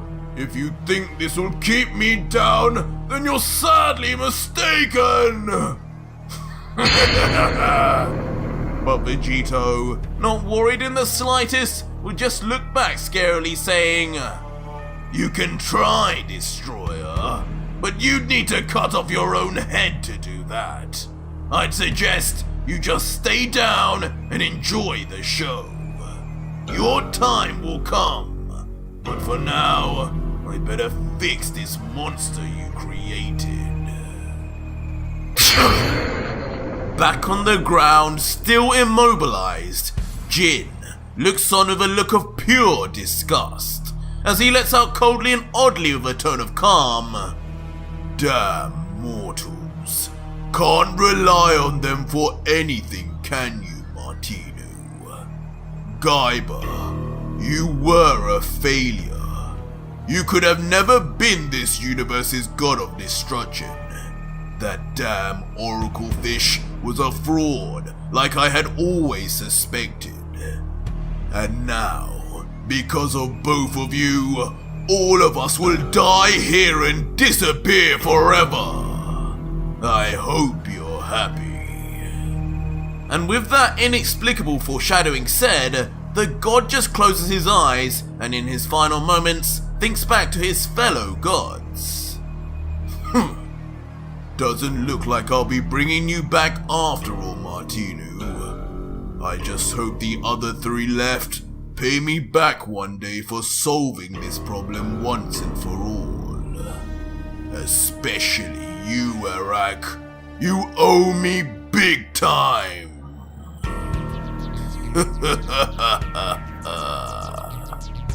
And out of nowhere, with his final words seemingly said now, the old destroyer begins to grin and laugh until... With a thunderous yell that must be using everything he has left within him, with his palms facing towards the ground, he lets out the most destructive phrase in the multiverse. And as we zoom all the way out into the depths of space, what was once a peaceful view of the mysterious planet they were on, soon begins to disappear and erase at scale and speed back into particles. And on the very surface of the planet, this becomes even more clear as entire mountains vanish before the eyes of everyone. This of course being noticed by Vegito quickly, as he observes his surroundings change, and for a moment he remains calm, letting out, "What's this now? Are we changing planet again? But I thought I got rid of that wizard." What? But shock and fear soon come to Vegito's face once he turns back around to Gaiba and their handshake, and suddenly... My hand! Right before the god killer's eyes, the fingers of his hand begin to vanish, along with the hand of Gaiba too.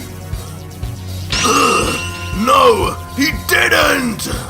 Until only moments later, Vegito's entire arm also vanishes, and he finally realizes just the dastardly and cowardly move the so-called god had pulled off. Goodbye, God Killer. If I die, it will never be by your hand.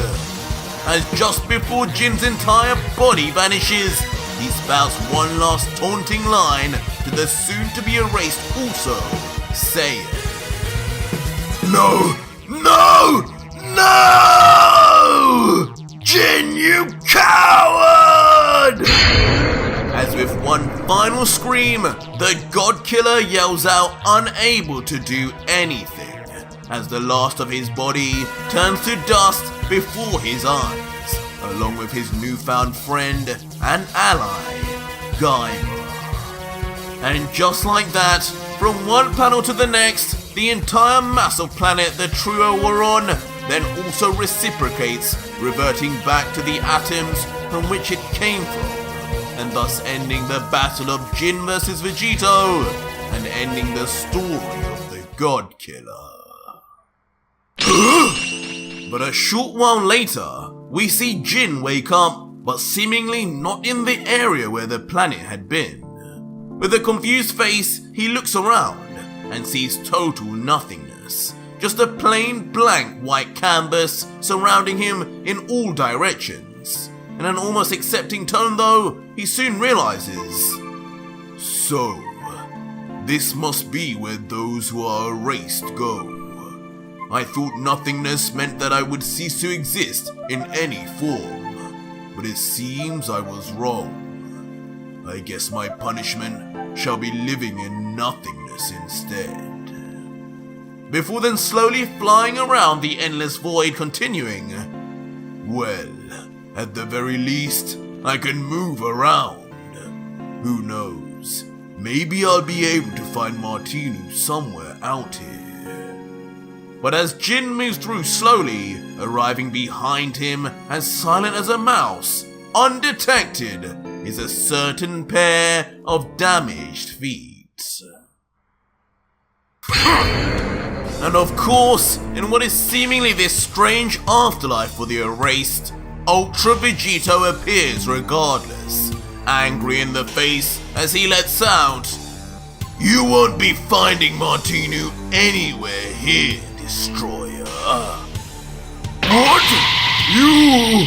If you're here and Martinu isn't, then where the hell are we? Were we not erased?" Leaving Giin stunned as he turns around to see the one man he never wanted to see again. To which Vegito, not batting or changing an inch in expression, would then explain, "No, Destroyer, we are not erased. You didn't really think your plan would work, did you? Where we are is somewhere with no end and with nowhere to hide. You will pay for what you just did, Giin. But when you destroyed that planet we were on, not only did you wipe out all the uninvolved innocents of that planet, but you also attempted to cowardly take out yourself, me, and Gaiba too. In the end, such a move would never be something I could not escape. But before I could, I knew I had to save one of you. And you forced my damn hand to leave Gaiba behind. For the sake of my mission, you forced me to save you. And for that, you will now pay 1,000-fold. Gaiba's revenge will flow through me if it's the last thing I do." As Vegito then instantly transforms into his final form out of nowhere. His hair longer, his left eye blackened, with his intense purple aura and black lightning out in all its glory. Enraged now, and with more conviction than ever, the God Killer sets his sight on his latest victim. What? No! How? This power! How can you transform now? Ghibli! Leaving the highly panicked and disorientated god to be left paralyzed in the spot as he begins to mutter nonsense. But Vegito, not caring to sugarcoat things, just responds, "No use in calling after that scrotum now, Destroyer. He's gone, and I already told you this isn't his domain anymore. This is mine. What this is inside the Pyramid of Power." Before beginning slowly to walk towards the planted still god, continuing, "A place I chose specifically for you to awake, and for just a brief moment, think your cowardly tactics had actually worked. It may have been short, but I enjoyed every moment of seeing that change of expression from then till now." Foolish god. Leaving Giin completely stunned and even more fearful at the depths of Vegito's sadistic planning before muttering, No, God Killer, get out of my sight! To which the God Killer, quickly changing his look to one of a sinister smirk, then responds, "Out of my sight, you say? As you wish, my lord." Before rushing in rapidly, closing the distance, with curiously his right hand raised and aiming straight for Jin's face. Before in a shockingly brutal move, Vegito does in fact remove himself from Jin's sight by blinding the god on the spot, sticking 2 fingers in each eye socket with force, bursting the god's eyeballs instantaneously, leaving the destroyer to writhe in pain.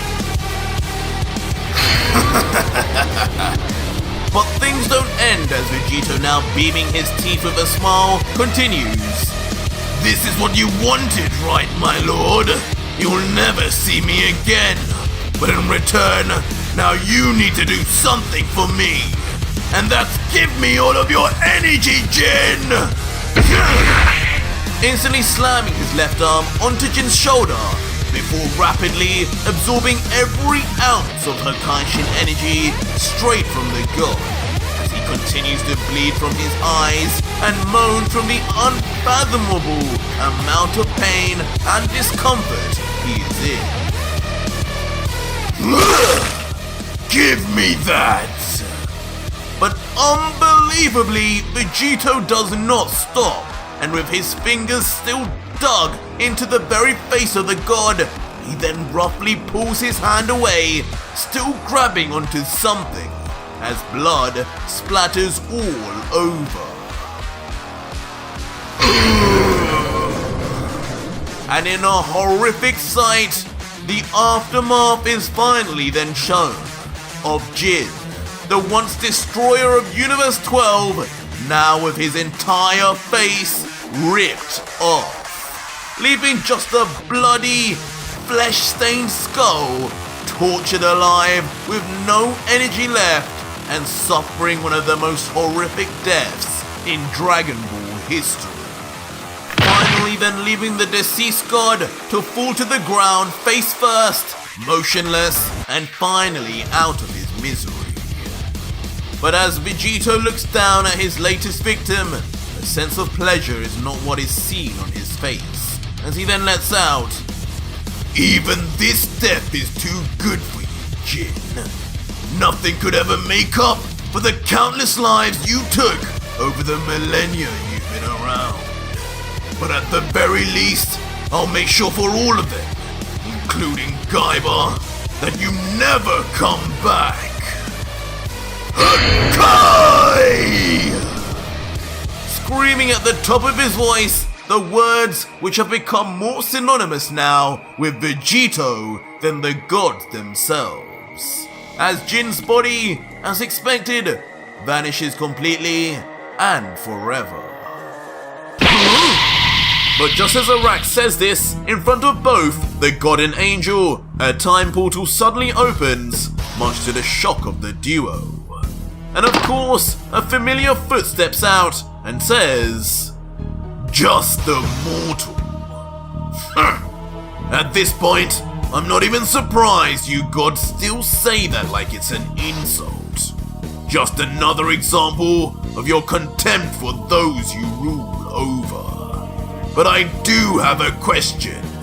After everything I've done, everything you've seen, can you really not tell by now? I am not mortal anymore!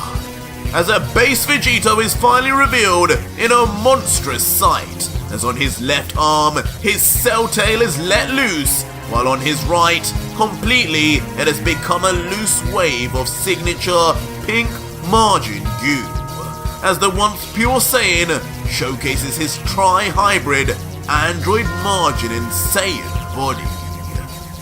Before, with his head down and of a truly inhumane and beastly look, Vegito coldly commands, "Now, give this mortal the energy he deserves!" But Arak, seemingly still unbothered, just quickly gets onto his feet, his arms behind his back, as with an almost disinterested tone, he says, "So this is that Universe 7 Saiyan? What on earth was beerus doing allowing such a creature to thrive?" He does seem different now, however. It seems he's undergone some changes while I was meditating. Kukatail, what is the meaning of this? To which the contrastingly nervous-looking angel would just say back, while not taking his eyes off Vegito, "Honestly, you don't want to know, my lord. You have been in meditation for a long time, preparing that ability. But just know, the God Killer now is not someone to take lightly." "Enough! Both of you die here!" But not willing to waste a single second more, Vegito launches a completely un-Saiyan-like attack, as both his Cell Tail and Majin Buu Goo extend straight out of his arms at speed. What? Cougar-tail, watch out! Leaving both Arak and his angel attendant stunned to attention, whether they feared the God Killer or not, with Vegito switching his arms, making sure the Cell Tail would head for the angel, while the Buu portion would reach Arak, attempting for the first time to absorb two divine entities at the same time.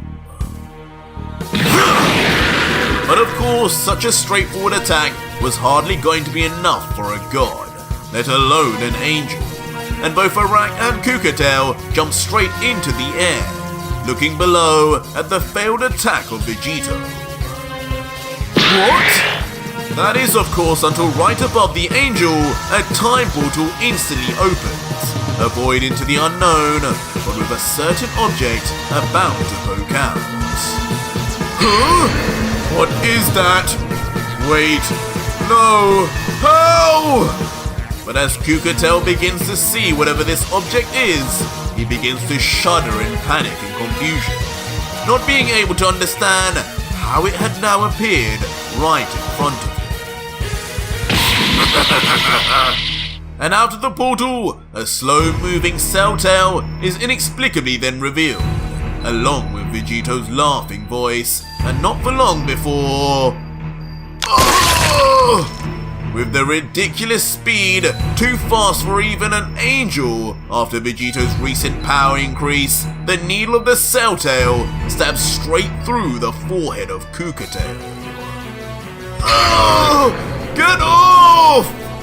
But unbelievably, despite piercing right through his skull, Cougar-tail somehow remains sentient, struggling as much as he can with all his might to remove the absorption device, with him having seen plenty of times now what it would soon do to him. Cougar-tail! And of course his destroyer student, watching on, would only stare with a look of panic, not knowing what was even happening.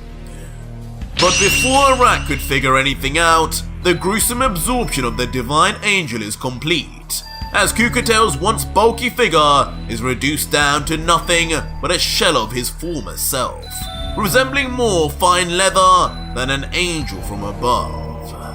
And viciously, like a snake dragging its prey back into its den, the Cell Tail retracts back just as fast into the time portal, dragging the angel's lifeless body along with it until both then disappear along with the time portal that was once there. What have you done to him? Causing the god of destruction to become enraged as he flexes what little muscles he has and yells, "How dare you take him! Bring him back! When I find you, I will!" Huh? But as Arak looks around to where Vegito once was, a look of shock approaches his face. "Where the hell did you go?" As he soon realizes, just like with his angel, not a trace of Vegito remains around him anymore either, leaving the god bemused. "Open your eyes wider, fool!" Until a helping hand in the form of Vegito's voice calls from somewhere on the battlefield. "Why, you running already, are we?" Making the god instantly turn with rage, ready to spot wherever the god killer was hiding. How did you? But unfortunately, Vegito was far from hiding, and to the sheer terror and surprise of Arak, the base form Vegito appears right in front of the destroyer, smiling in his face as he goads, "Running? That's a funny way to describe me waiting right behind you. Now, what were you saying? When you find me, you were going to do what exactly, you ugly freak?" To which the muttering in horror Arak would just whisper, Cougar-tail, what have you done with him, you vile beast? Bring him here at once!" To which a now giggling with confidence Godkiller would just then reply, "Oh, how adorable! You just want to see your dear master again, don't you? Well, lucky for you, I can have that arranged. Feel free to say a final goodbye, but just don't expect him to say much back." Before immediately his left eye goes black and activates a certain ability. Huh? What is he doing now?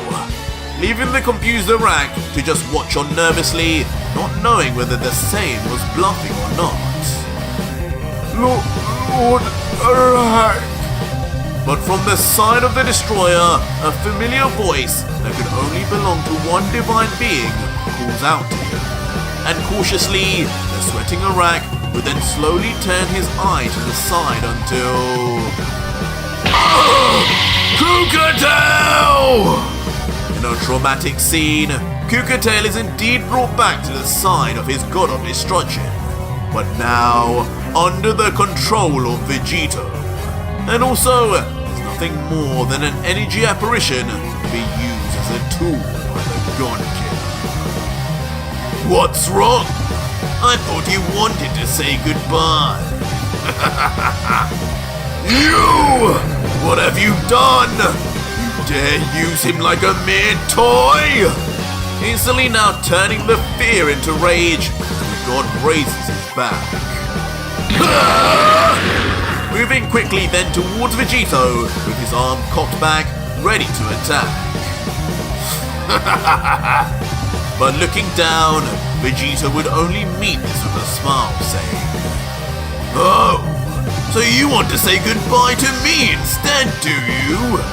Go for it." But unfortunately, as Arak's punch lands on the chest of Vegito, nothing but a dull thud is heard in response. Are you sure you even care about that angel? Just what was that supposed to be? Don't get cocky! Yeah! Immediately then launching into a flurry of kicks and punches, all at hyper speed, against the torso of Vegito. But just like before, they don't seem to be doing much against the flinchless god killer. Can you hurry up already and start trying? All this tickling is sending me to sleep.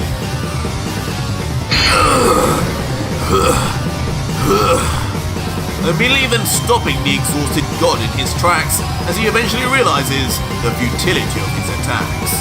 Just thinking to himself, What is going on here? Did he somehow manage to absorb my energy too?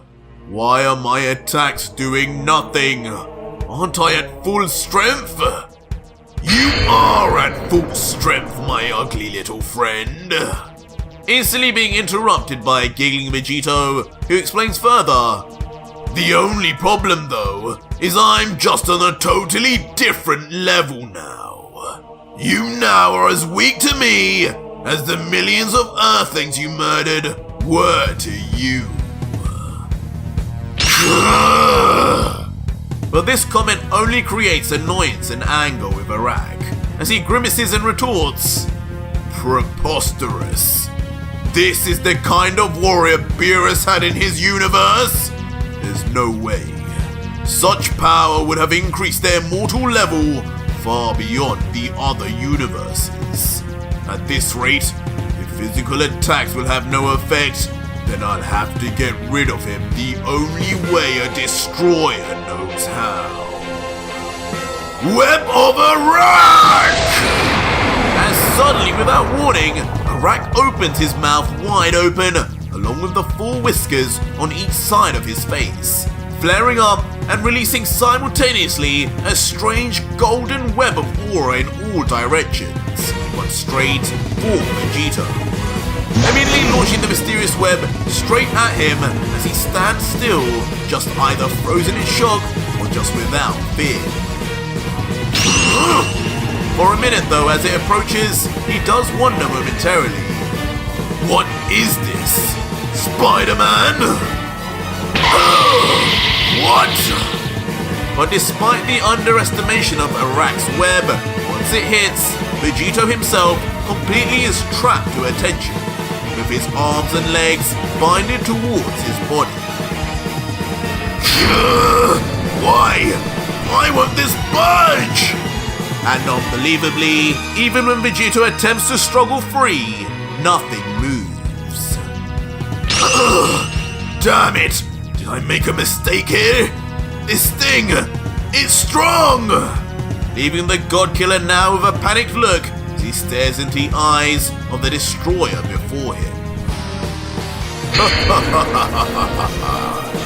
And approaching the God Killer now with the tables turned is Arak, who cockily lets out, with his arms behind his back, "Not so tough now, are you, Saiyan?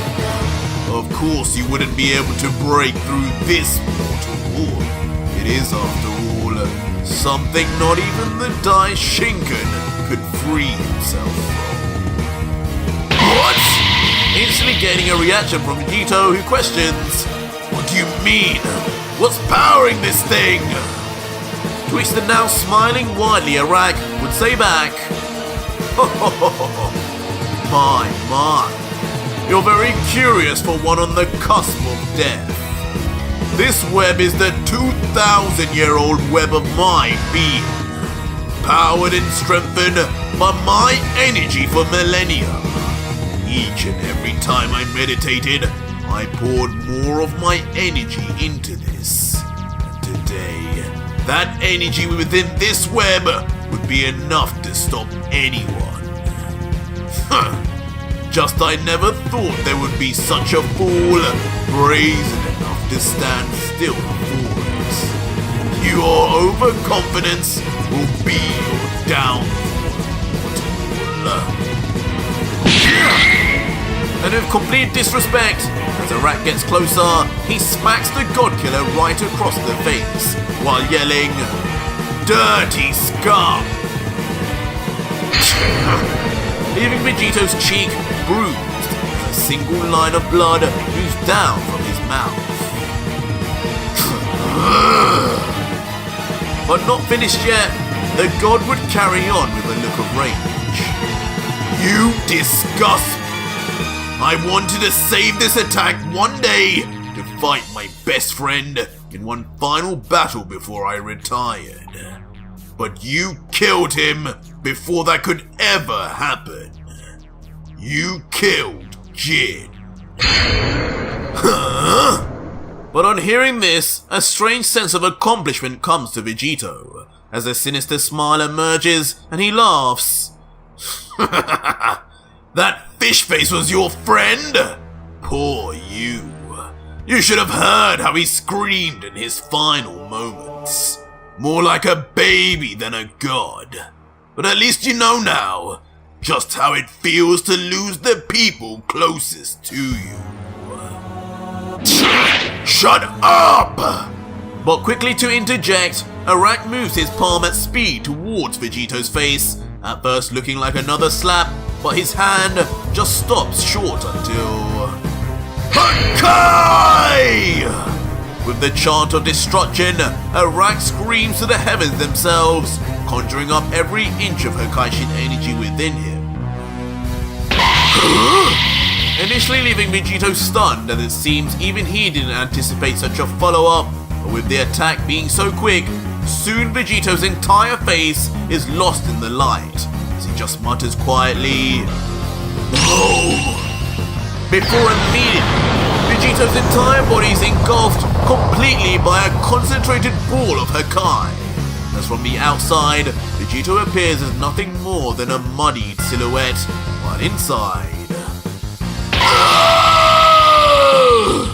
A blood-curdling scream is heard by none other than Vegito, who seemingly bears the complete brunt of the Hakai, his whole body tensed and open wide as his yells seem to be never-ending.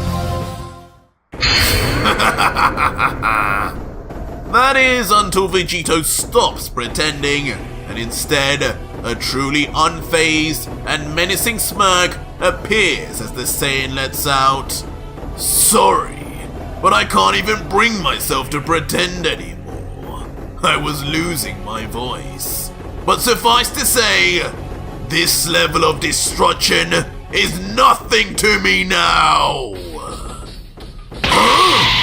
Leaving Arak completely taken aback as for the first time he witnesses a mortal resist completely the power of destruction. As he grunts out, How is my Hakai not even damaging him? Hakai! And almost as if he was restarting an engine, Arak resorts to intensifying his Hakai even further, in hopes this time he would finally begin erasing Vegito. But of course, this is far from the case, as the trap still in the web Vegito just continues to smile and in perfect condition. Now with a growing smile and baring his teeth, as if excited by the feeling, the God Killer lets out, "Listen, you wrinkled snail. Scream as much as you want. This isn't going to work.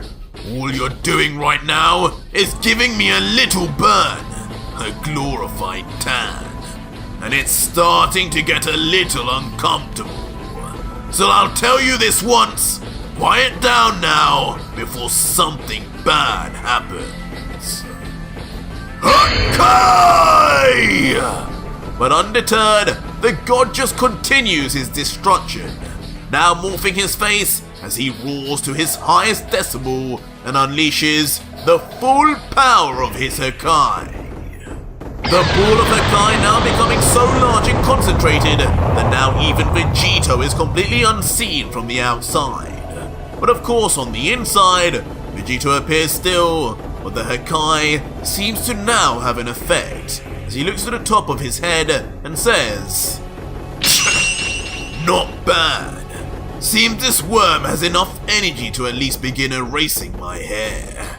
But I told him to stop, and now he will learn the hard way." What? As shockingly, almost in the instant that Vegito says those ominous words, a sharp slice appears across the neck of the destroyer.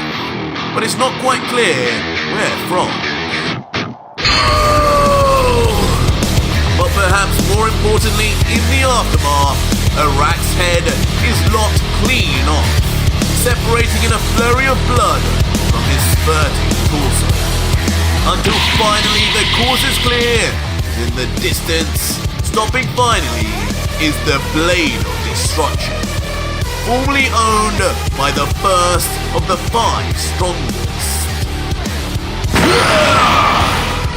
And almost to add insult to injury, almost simultaneously, Vegito bursts forth from the so-called web of Arak, and shamelessly yells, "Oh, and well would you look at that? I could have broken free from this weak excuse of a trap at any time I wanted to after all. Now it's time to finish you before you stop breathing, snail. Don't you die on me!" As the God Killer, now putting in effort for the first time, yells as he makes his move and immediately grabs the still barely functioning skull of the destroyer with force, before instantly zapping the energy from within him. So fast, it almost appears as if Vegito had unleashed the touch of death. Callously then dropping the deceased skull as he comments unimpressed, "What pathetic energy. Compared to gods, the energy of these gods and angels is disgusting.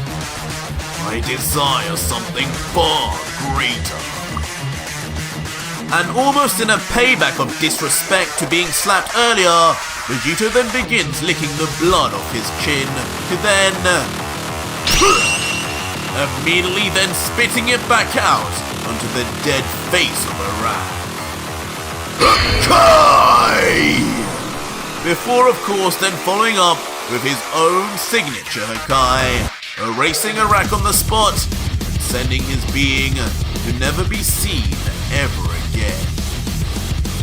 God of Destruction Iwan, using the two warriors now as a shield as he stands behind them with his hands up for some reason, commenting, "That's it, boys. Work together now. What's wrong, God Killer? You seem confused. Maybe you should take a closer look." And shockingly, as we peer closer, from the end of Iwan's fingertips, barely visible thin transparent strands of energy are seen, and most notably, all attached to the limbs and body parts of Guts and Madara. As Iwan then explains, "Notice yet, God Killer? You see, these two, you so generously left their bodies intact for me. Not knowing my signature ability is the forbidden power of reanimation. These two monsters are now back to full power and completely under my control. Shells of themselves, but my greatest weapons now. My greatest puppets." What? But as soon as Vegito learns the truth behind Guts and Madara's return to the living world, a sudden rage overcomes him as his teeth begin to grit and veins bulge all over his face, and he grumbles back, "You did what to them? You damn weakling! You have no right to use the bodies of those in leagues far above you.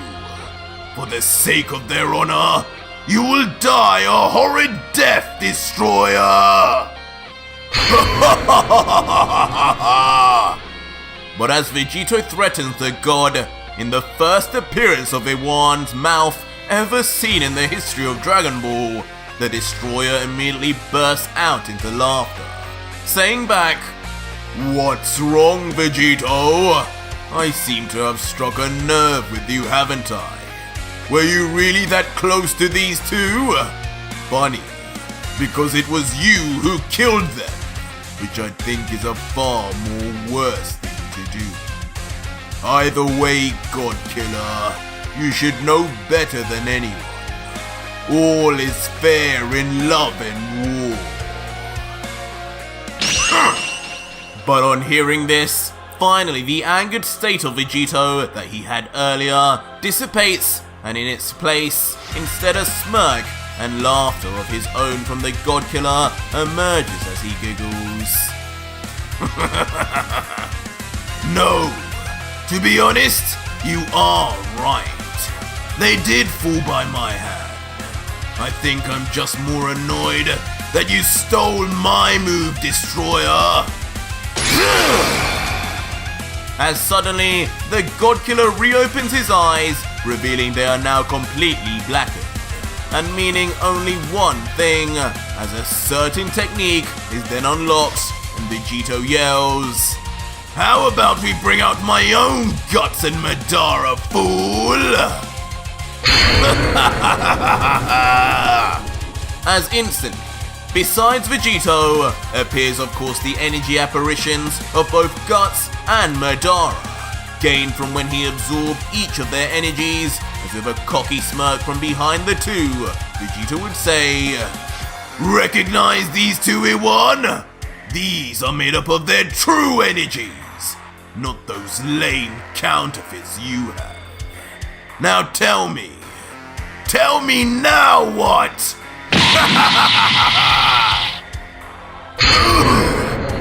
And immediately, a reaction of pure terror and bewilderment flushes over Iwan, having never ever seen this technique from the God Killer before, as he mumbles while stepping back in fear,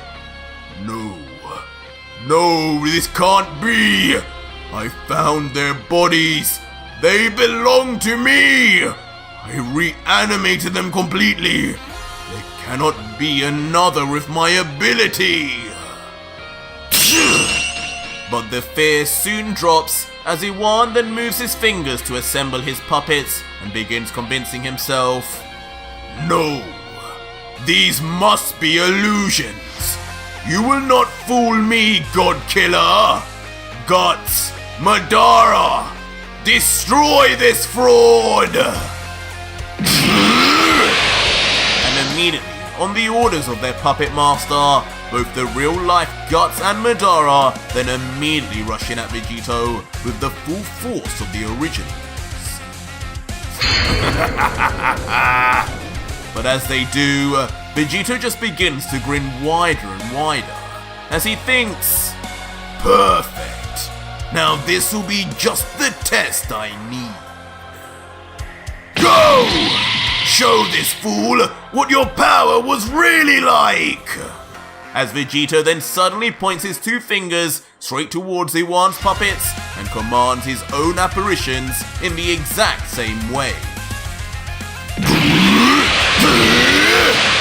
And just like that, within seconds, both sets of the legendary 5 would be within inches of each other until... Through a raucous of loud yells and collisions, both sets of Guts and Madara would clash viciously with each other, being equal at every turn.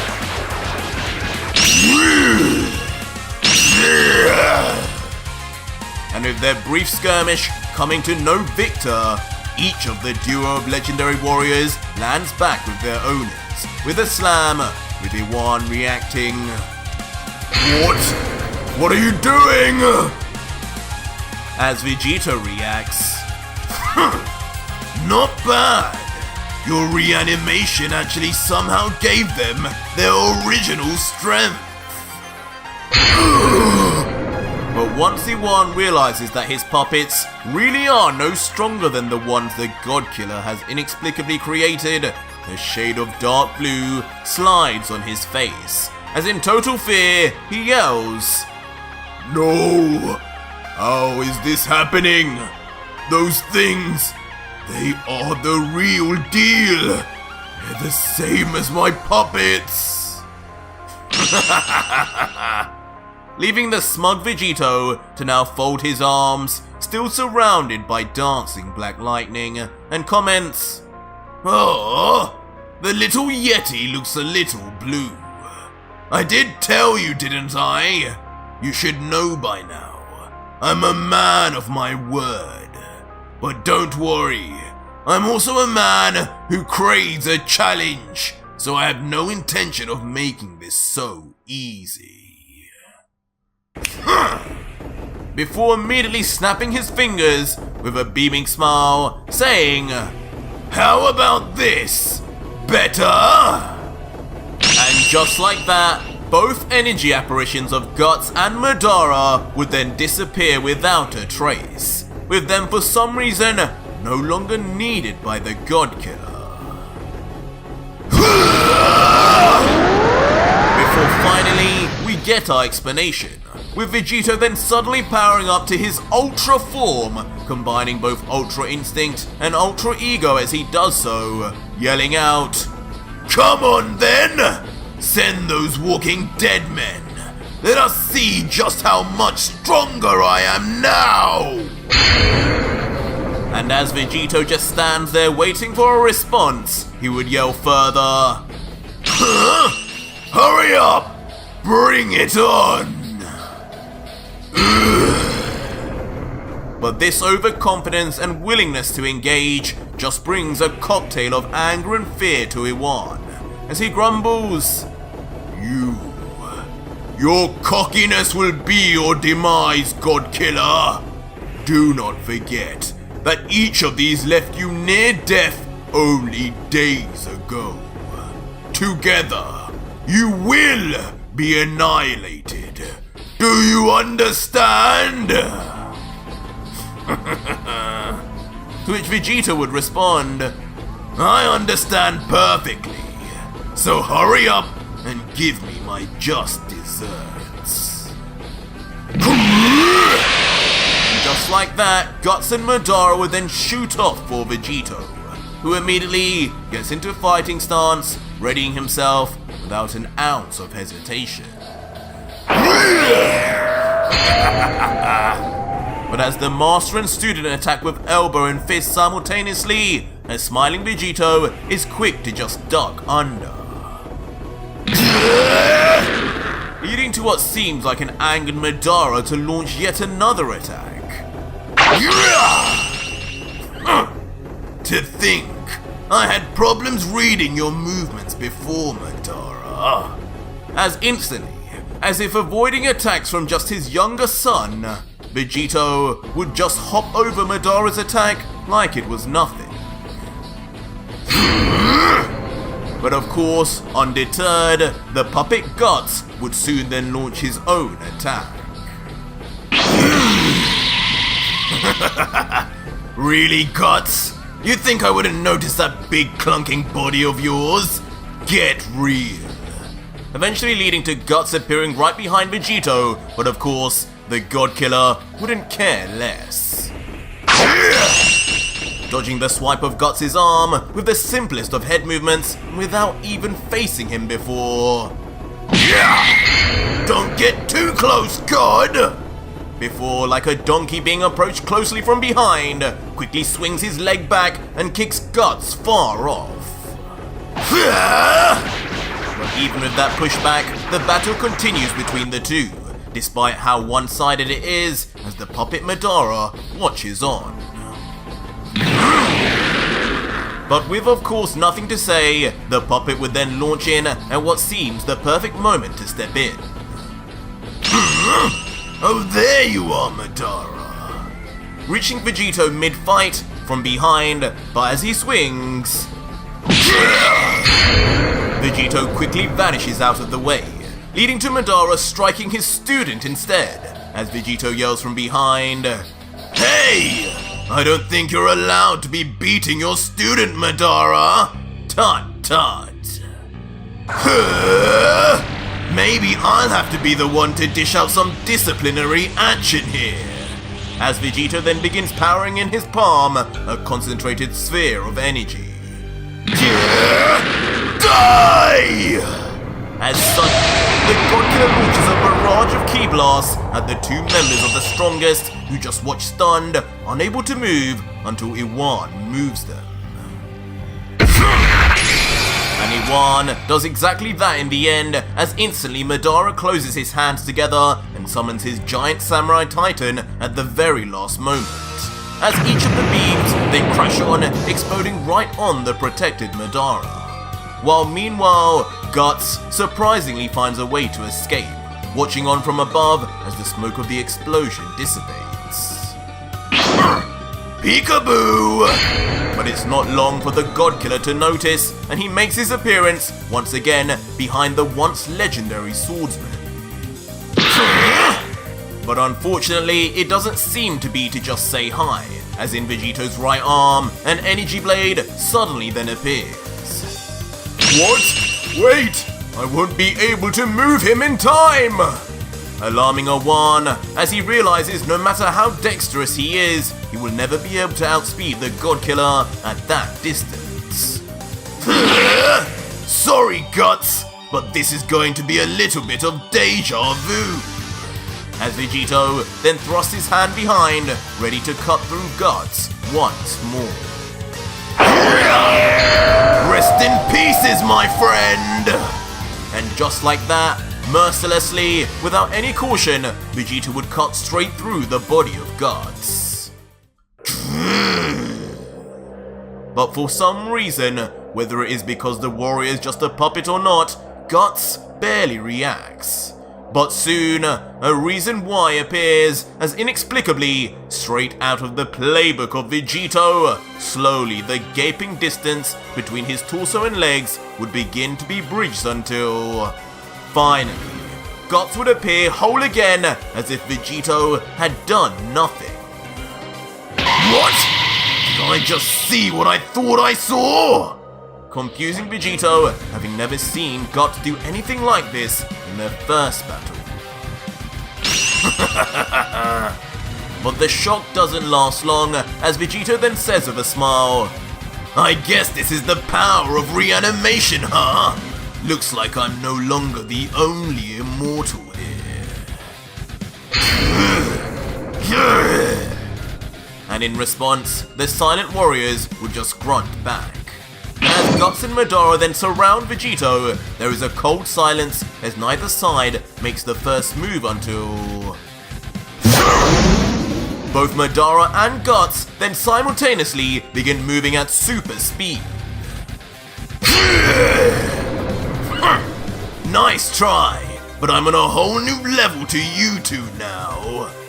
And as soon as the three collide, the same story is seen, with the trio then battling all over the sky with absolutely nothing being landed on Vegito before the eyes of Iwan. What am I looking at? But when we zoom in on Iwan's expression, his eyes are wide open in shock as even he realizes he's keeping up with both of them. No, is he beating them? And almost in a perfect answer to Iwan's thoughts, Vegeta would then effortlessly strike both Madara and Guts with a full force kick, sending both to a brutal crash landing on the ground and near enough the same exact time. And with each of the former members of the five strongest completely dispatched of, and with ease, Vegeta cockily can't help but reflect, absolutely insane! The improvements I've made are night and day. This is a bigger jump than even when I rematched that freak Zarbon on Namek. Oh, how I still remember the look on his face. But the laughter is soon cut short, as from close by, Vegito begins to sense movement again. As shockingly, like true zombies rising from the dead, Madara and Guts come back to life and full consciousness, despite the earlier beatdown. Leaving Iwan now to seemingly have the last laugh as he yells, "So sorry, God Killer, but as long as I exist, these two will forever continue to fight too. Just give up because..." But mid-sentence, Iwan is left paralyzed into complete silence as before him, a horrifying and unexpected sight then appears. Hello, Destroyer! As suddenly, right before the face of Iwan appears Ultra Vegito, smirking with one hand on his hip nonchalantly and the other face palm first towards the god, as he looks down and says, "Well, if it's as long as you exist, Iwan, then I should just make sure you don't anymore." Kai! Immediately then shouting the one word we all expected to erase Iwan finally, that is until... Wait! They'll be erased too! Iwan, with a look of pure terror and a trembling voice, would yell out a confusing statement, causing Vegito to stop his destruction technique midway and question, "Those two will be erased too? What the hell are you talking about, you damn Yeti?" And Iwan, now serious as he finally gets a chance to fight for his life, then begins, Yes, if you destroy me, those two will vanish too. They are only here because of my energy. You see these energy strings? They run through their whole body. And if you erase me, while my energy makes up their very being, once I disappear, they too will face the same fate. You don't want that, do you, God Killer? You're obviously saving them for some reason. Perhaps because only the destroyers and angels were part of the erasure of Earth. But whatever your reasoning, stick with it. Spare me, and me only. You've proven your point, and given me a brutal defeat. I will disappear from this universe and never talk to a mortal again, let alone destroy one. I will even help you find Mule, if you wish. And with that said, suddenly a look of deep thought strikes Vegito, and he even then drops his palm as if actually agreeing. And without saying a word more, Vegito would then mysteriously turn his back to a nervous Iwan and begin walking towards Guts and Madara. And soon enough, Vegito would approach Guts first, the first of the 5 strongest, and perhaps one of the only gods Vegito had grown a level of respect for. And once Vegito and Guts lock eyes, Vegito can only say quietly, "What has he done to you, Guts? Do you even know who you're looking at anymore?" But of course, only monotonous groans or silence is what the lifeless puppet Guts gives back in return. Before Vegito would then continue, "Guts, it's true. You were nothing to do with what happened to my loved ones, and it wouldn't be fair to even say you allowed it to happen. You've existed for millennia, and to this day, I know not where you or Madara are from. Madara had mentioned a land beyond, and if it's different from this realm, then I cannot make the wrong decision here." But suddenly, a truly interesting phenomenon begins to develop, as from the right side of Vegito's skull, a small bump begins to develop, before then growing out quickly to a small horn, and finally, a full-length demon horn, just as we've witnessed against Madara, and notably as he does so, a lone tear falls from Vegito's eyes. A horn? And Iwan from behind would instantly realize what this meant. Kai! As now, a demonically charged Vegito out of nowhere would then yell the chant he was supposed to finish earlier, tears still flowing, but said with conviction nonetheless. And just like that, the silent puppet Guts would erase instantly. You monster! You demon! Causing an instant shock and horror reaction from Iwan before his fight or flight is activated, and he immediately just begins running for his life. Only serving though to anger Vegito more though, as he grumbles, "You made me do that, Yeti! You think you can run? You think you can run from me?" As Vegito immediately then swipes his right hand into the air before Planetary Unkai! And in a truly shocking, unexpected move, Vegito would then crash his palm into the face of the planet, pushing all his destruction power into the very core of the globe, causing huge ripples of energy, wind and power to shockwave everywhere as he does so until...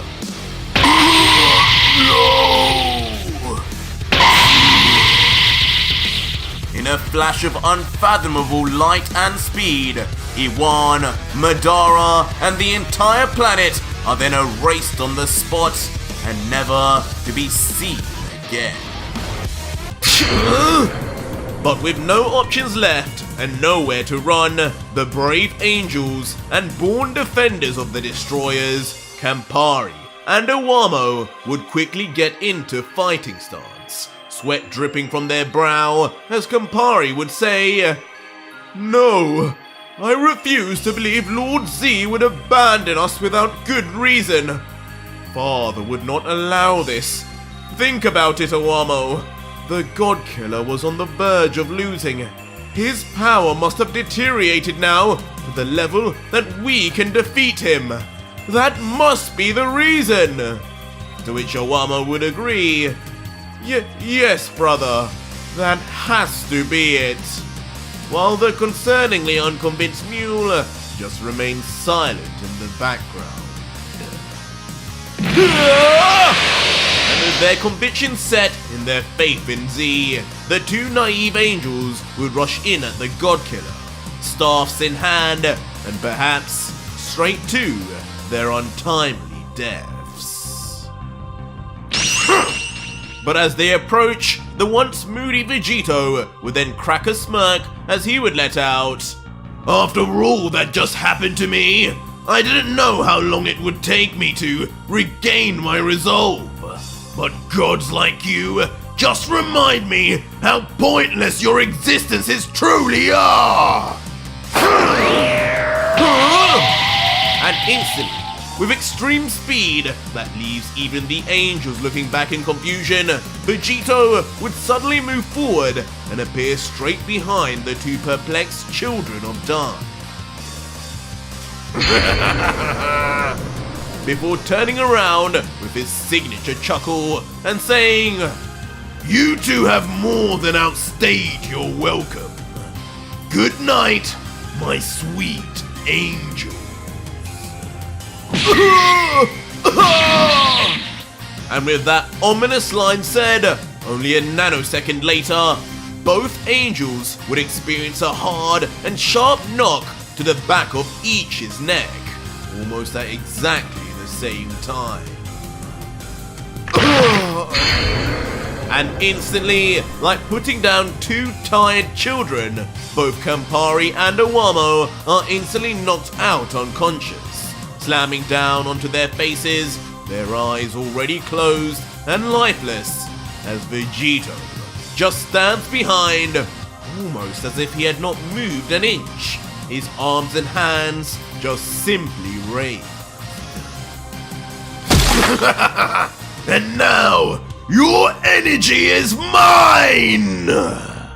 As quickly, for the first time in a long time, Vegito would unleash his cell tail, given to him by Giro, with a splash of green goo.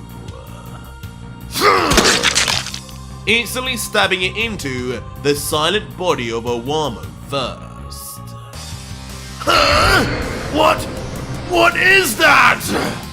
Shocking the last remaining destroyer as his final defenders now begin to get slaughtered before his eyes with complete ease.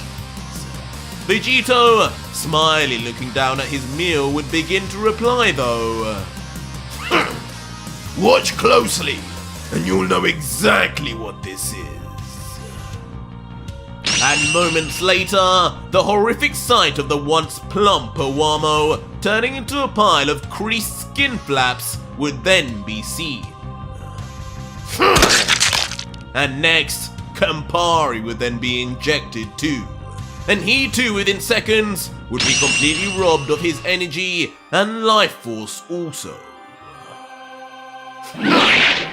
And of the two angels now added to the god killer's kill list, Vegito would snap back his cell tail, looking hardly impressed, as he then looks to Mule finally and says, "Well, that was underwhelming as usual. Is there even any real point in harvesting your energy now, Mule? How about you save us all some time and off yourself for my amusement?" No! No! No! And with ultimate fear and vulnerability in his heart, with a blue hue over his face, the final destroyer would just scream out before, "Get away from me!" In a final ditch effort, the short god, who is more used to being in machines than on foot, would attempt to run away, hoping Vegito would have mercy on him. Looking back, Mule in a panic state is barely able to see anything, as sweat drips into his eyes, but he would think, "I have to survive! I can't die like this! This can't be happening! Zeno! Grand Priest! Please help me!" But as Vegito stares back coldly, The mention of those two only serves to anger him, as he mutters back, Zeno, just what game are you playing with me? But Mule, not looking where he is going, would eventually then bump his head onto a hard, unmoving surface. Damn it! Falling back swiftly onto his backside. Before with a groan, looking down, he would say, I need to keep going! And he would slowly then raise his head to see what he had even collided with. What? And standing there like a cinder block, it is revealed to be Vegito himself. Ready for his final kill of the day, with his arms folded, he would simply let out, And where do you think you're going, Destroyer? I may have let that cowardly god escape, but you'd be a fool to think I'd allow you to do the same. Now hurry up and become one with me. No! One with you? Please, spare me! leading to the now on the verge of tears god to plead for his life pathetically, looking up at the mortal he once disregarded. But Vegito would only find amusement from the destroyer's begging, changing his mood from his earlier embarrassment at the hands of Z before he would humor Mule. Spare you, Mule? Tell me, exactly why would I do that to the final god of destruction on my list after coming this far? Why you? Do you think my rage has subsided by now? Because I can assure you, it's only just begun! Wait! Well, first of all, what if I told you I'm not even the last remaining destroyer? And in his last moments, Mule would reveal something strange. Immediately stopping Vegito from moving any further, as he, in a dubious tone, would inquire, Another destroyer? Stop with the lies! What on earth are you talking about? What on earth? How ironic. as Mule, now smiling awkwardly, realizing his apparent chance to bargain, would then respond, There is indeed a final destroyer out there, and I will bet my life on it. There is one you have missed out on. I assumed you knew this, but if you did not, I can help you. I can bring you to him. All you need to do is... But before any more of a word can be said, in brutal fashion, like kicking a football in rage, Vegito would slam his foot straight into the face of the child-sized god. So hard, and with such a lack of remorse, the entire face of Mule would concave inwards, breaking the very bones of his skull as blood is forced to squirt out. Sending the near-dead body of Mule shooting into the sky at speeds he's never even experienced before.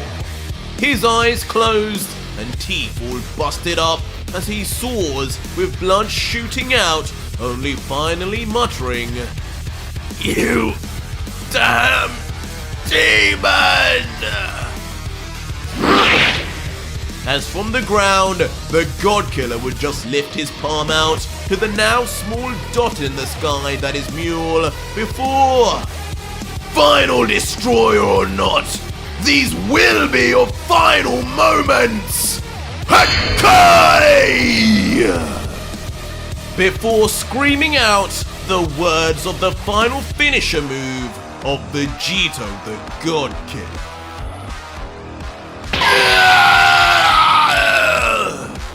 Instantly erasing the screaming Mule to absolute nothingness, but with so much force, the once whole planet they were on, when seen from space, would then suddenly have a third of its surface erased along with the god too. And in the aftermath, Vegito would just then remain, standing at the edge of the planet's amputated surface in silence, looking over to the endless expanse of space. Eventually, then looking to the sky, still partially affected by the events of his battle with Z, and would think, Everything seems to be never ending. Zeno won't even allow my death. And at the same time, now there's another destroyer? Who? Where? I guess there's only one way for me to find out. Immediately then following this up by summoning his angel staff, the one given to him by Whis, before pulling it close to his face and in classic style yelling, Staff! Take me to this so-called final god of destruction! And just like that, seemingly confirming the existence of one more destroyer. After all, Vegito would then shoot off in a beam of light to his next destination. But that was it for today's video, guys, and if you made it this far, leave me a hashtag Revive in the comments down below, and let me know if you really think Jiren will come back, and who you think the final God of Destruction will be. Or you can just find out what happens right now on my Patreon, where you can see the full next video, fully voice acted, soundtracked, and edited for you to enjoy with over 4,200 plus other fans, as well as getting access to 250 plus other fan mangas too. It's the deal of the century.